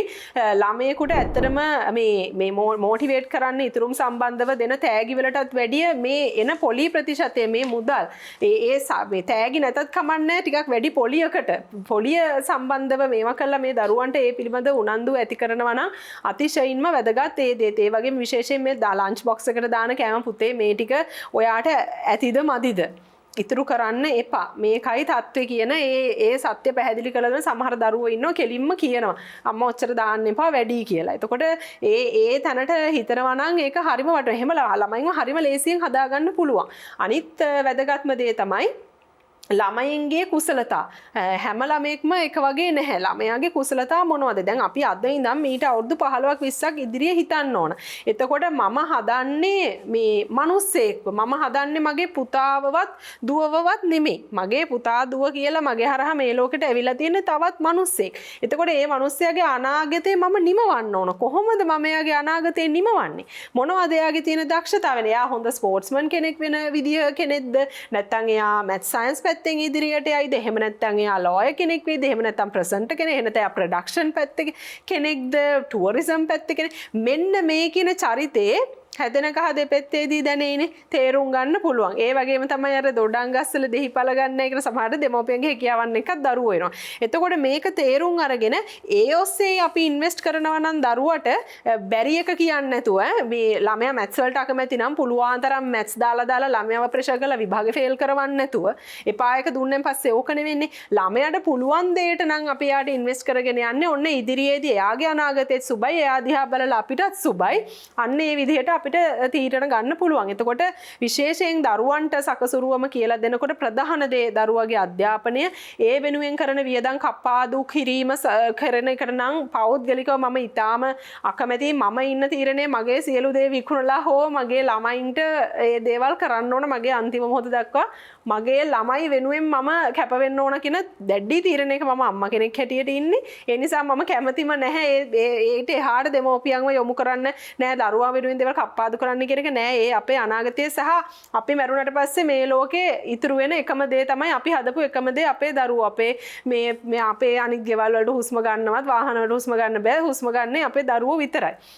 එතකොට අනිත් එක අපි මේ දරුවෝ හදන්නේ අපිව බලව ගන්න නෙමෙයි. අපි මේ ප්‍රොඩක්ට් එකක් හදන්නේ. අන්නේ ඔන්න ඇටිටියුඩ් ප්‍රශ්නේ. අපිව බලව ගන්නද අපි ළමයි හදන්නේ. අපිට නැති බැරි කාලෙට අතින් අල්ලන් යන්නද අපි ළමයි. ඔය මතාන්තර වලින් අපි මිදෙන. ඔහොම මතයක ඉඳලා හදන කෙනා කවදාවත් හරි කෙනෙක් හැදෙන්නේ නැහැ. කවදාවත් හැදෙන්නේ නැහැ. ඒ මතේ ඉඳලා කොහොමද හරි කෙනෙක් හදන්නේ? ඔබ කොහොමද ගොයන් ගහක් හිටවෙන්නේ නැති ගොයන් ගහක් හිටවන පොළවක ඔබ අඹ ගහක් හිටෙව්වොත් ඒක හිටවෙන්නේ නැහැ හරියට. ඒ නිසා ඔබ ඉන්න තැන හරිම බලපානවා. ඒ වගේ හරියට මිනිස්සෙක් හැටියට පරිණත වැඩිහිටියෙක් හැටියට හිතලා වැඩ කරන්න දරුවා වෙනුවෙන් නිසි ආයෝජනය කරන්න. අර පිස්සුවෙන් වගේ අරකයි මේකයි අනිත් එකයි රැල්ලට අර දෙමෝපියොත් කරනවා අපිත් මෙහෙම කරනවා. ඇයි මෙයාට බැරි? එහෙම නෙමෙයි. මේක හරිම කල්පනාකාරීව වැඩ කරන්න ඕන අවස්ථාවක්. දරුවා කියනවා නම් මම මේ කියන්නේ ළමයි මොට්ට කරන්න කියන එක. නමුත් මේ කියනවනම් විභාගයක් කරන්න බෑ කියලා. ඒකට බොරුවට වියදම් කරන්න එපා. එයාට පුළුවන් දෙයට එයා යොමු කරන්න. එයා එතකොට කළා පෙන්නයි. ඒ වගේ අන්න ඒ වගේ තැන්වලින් ඕන සකසුරුවම කියන එක අපි දරුවෝ සම්බන්ධව කුඩා කාලේ නම් කුඩා දරුවෝ විතරක් නෙමෙයි. එතකොට දැන් මේ නවයෝන් විය දරුවෝ මේගොල්ලෝ තින්නවා අධික පීඩනයක. මේ අයගේ ලොකු හෝමෝන් වශයෙන් වෙනස් වෙලා ඒ අය මේ තියෙන මේ තත්ත්වයට එක්ක මේ සමාජ අනුයෝජනයක් නැහැ. මේගොල්ලන්ට යාළුවෝ හම්බෙන්න විදියක් නැහැ. ඒවා දැවැන්ත ප්‍රශ්න. මොකද අපි මොනතරම් උපාධි මොනවා අරගෙන ගියා වුණත් අපි මේ එන්නේ පිරිසක් ළඟට වැඩ කරන්න. පිරිසක් එක්ක හැසිරෙන්න දන්නේ නැතුව වැඩක් තියනවද කවුරු වුණත්? උපාධි 10ක් තිබ්බ වුණත් එතනත් තියනවද පිරිසක් එක්ක හැසිරෙන්න දන්නේ නැත්නම් hina වෙන්න දන්නේ නැත්නම් කතා කරන්න දන්නේ නැත්නම් මිනිස්සෙක් එක්ක. එතකොට දැන් අපේ ළමයි ඒ වගේ පීඩනයක ඉන්නේ. අපිට මේ ටිකේ අපේ ළමයින්ව සමාජානුයෝජනය කරගන්න බැරි වෙලා ක්‍රීඩා කරන්න බැරි වෙච්ච ඒ වගේ සමිති සමාගම් වලට යන්න බැරි වෙච්ච ළමයිට. එතකොට අපි මේ ළමයි ඔස්සේ අපි කොහොමද සකසුරුවම කියන එක කරන්නේ. මෙතනදීත් අපි ප්‍රධාන වශයෙන් මේ දරුවෝ ගැන ඔබ දරුවෝ ගැන අහපු නිසා මේ දරුවෝ ගැන කල්පනා කරනකොටත් හැකි උපරිම අවස්ථාව අපි දිය යුතුයි මේ නවයෝන් වියේ දරුවන්ට. ඒගොල්ලන්ගේ අදහස් ප්‍රකාශ කරන්න. ඒ වගේම ඒගොල්ලන් කැමති අකමැති මොනවද? මේ නවයෝන් විය දරුවෝ හරි දක්ෂ. ඒගොල්ලෝ ෆොටෝග්‍රැෆි කරනවා. ෆොටෝග්‍රැෆි කරලා ඒගොල්ලෝ ගෙදරට මුදල් ගෙනවා. සමහර ළමයිගේ ක්ලාස් ෆීස් ඒ ළමයි තනියෙන් ගෙවා ගන්න. ඒ වගේම මම මේ ලෙක්චර්ස් කරන ආයතන දෙකම මැනේජ්මන්ට් සම්බන්ධ ආයතන දෙකක්. එතකොට ඒවායේ ළමයි ඒගොල්ලෝ රස්සාව කළා තමයි ඒගොල්ලෝ උපාධිය කරන්නේ. එතකොට අන්න ඒව තමයි නිසි ආයෝජන ජීවිතේ. ඉතින් අපි දරුවෙක්ව හදන්න ඕන ඒ තැනට දරුවෙක් සකසුරුවන්කමට හදාගන්නවා කියන්නේ පුළුවන් තරම් ලෝභ කළා ළමයාගේ මේ ජීවිතේ මේ පුළුවන් තරම් තියෙන අවස්ථා ටික අහුරන එක නෙමෙයි. කොහොමද අපි ළමයාව හරි මාර්ගයට ගන්නේ? අන්න එතන තමයි සකසුරුවම සිද්ධ වෙන්නේ. අපි හතර වටේ තියෙන 10ක් 15ක් බදාගත්තට පස්සේ ඔබේ දියුණුව යන්නේ මෙන්න මේ විදිහට. හැබැයි ඔබ හරියටම තේරුම් ගත්තොත් රයිට් මගේ ළමයා යන්නේ මේ ස්පෝර්ට්ස්මන් කෙනෙක් වෙන්න නම් අන්න පෙලින් පෙළ අන්න එතකොට උඩට යනවා. එහෙම නැත්තම් ඔබට වෙන්නේ මේ හරස් අතරේ දියුණුව සාර්ථක දියුණුවක් නෙමෙයි. ඉතින් ඒ නිසා දරුවන් පිළිබඳව කටයුතු කිරීමේදී අවධානයෙන් කටයුතු කරන්න, දරුවන් වෙනුවෙන් මේ අවස්ථාවේ උපරිම කැප වෙන්න, ඒ වගේම ඔබට තාම හැකියාව තියෙනවා ඔබේ පාවිච්චිට නොගත් හැකියාවන් සහ දක්ෂතාවයන් මුදල් කරගන්න, ඒවා මුදල් කරගන්න, ඒ දරුවන් වෙනුවෙන් මේ දේවල් වියදම් කරන්න දෙපාරක් හිතන්න එපා. අපේ දරුවෝ වෙනුවෙන් අපි වියදම් කරනවා ඇර එහා ගෙදර අයවත් එහා ගමේ අයවත් නැහැ. අපේ දරුවෝ වෙනුවෙන් වියදම් කරන්න. ඒක අපි කරන්න ඕන දෙයක්. ඒ නැතුව මේ වෙන කාගේවත් ළමයි අපි බලාගෙන නැහැනේ. ඒ නිසා අපේ ළමයින්ට කරන්න ඕනේ අපි. ඉතින් මේ වගේ වෙලාවක හැමෝම මූණ දීලා තියෙනවා මේ ප්‍රශ්නෙට. එතනදී හිතන්න එපා මේක තවත් කරදරයක් කියලා. ඒක තවත් කරදරයක් හැටියට ගන්න නැතුව තමන්ගේ දරුවෝ වෙනුවෙන් මේ වෙලාවේ උපරිම දේ හැබැයි නිවැරදිව සිද්ධ කරන්න, හොඳ සිහිබුද්ධියෙන් නිවැරදිව බලලා දරුවගේ දක්ෂතාවය අනුව ඒ දේවල් කරලා දරුවව යොමු කරන්න. එතකොට ඔබට නිකම්ම මේ සකසුරුවම කියන එක සිද්ධ වෙලා තියෙයි. ඒ වගේම දරුවගේ විතරක් නෙමෙයි ඔබටත් වැඩිහිටියෙක් වෙලා වයසට ගියාම මේ මෙච්චර මේ මහා විශාල හැලහැප්පීම් ගොඩක් මැද්දේ අනේ මමත් මේ වගේ ලස්සන දෙයක් නිමැව්වා නේද කියන නිරාමිස සතුටක් ඒක ඔබට භුක්ති විඳින්න හැකියාව ලැබේ. හොඳයි. කාලාත්‍රේ කතාබහ තුලින් අද අපි කතා කරේ සකසුරුවම. ආරම්භයේදී කිව්වා වගේ ජීවිතේ හැමදාම එක විදිහට තියෙයි කියලා අපිට විශ්වාස කරන්න බෑ. ඒ නිසා ඕනෑම අවස්ථාවක එළඹිය හැකි අවිනිශ්චිත අභියෝගයකට සූදානමින් ජීවත් වීම බොහොම වැදගත්. එහෙම සූදානමින් ජීවත් වෙන කෙනෙකුට සකසුරුවම ඊටාම වැදගත්. ඒ නිසා අද අපි සකසුරුවම ගැන කතා කරා. මේ ගැන කතා කරන්න අද අපිත් එක්ක එකතු වුණා පාරිභෝගික අයිතීන් සුරකීමේ ජාතික ව්‍යාපාරයේ සභාපති රංජිත් විතානගේ මහත්මයා. ඒත් එක්කම අද වැඩසටහන සඳහා සම්බන්ධ වුණා නීතිඥ අංජනී සමරනායක මහත්මිය. දෙදෙනාටම බොහොම ස්තුතියි. සුබ දවසක්. කාලාත්‍රේ කතාබහ වැඩසටහනින් අද අපි සමුගෙන යන්නේ තවත් මෙවැනි කාලීන මාතෘකාවක් ගැන කතා කරන්න යලිත් ඔබව මුණ ගැහෙන බලාපොරොත්තු එක්ක. එහෙම එනකල් නිරන්තරයෙන් රැඳෙන්න චරණත් එක්ක ප්‍රාර්ථනාව ඔබට සුවදායි දවසක්. ආයුබෝවන්.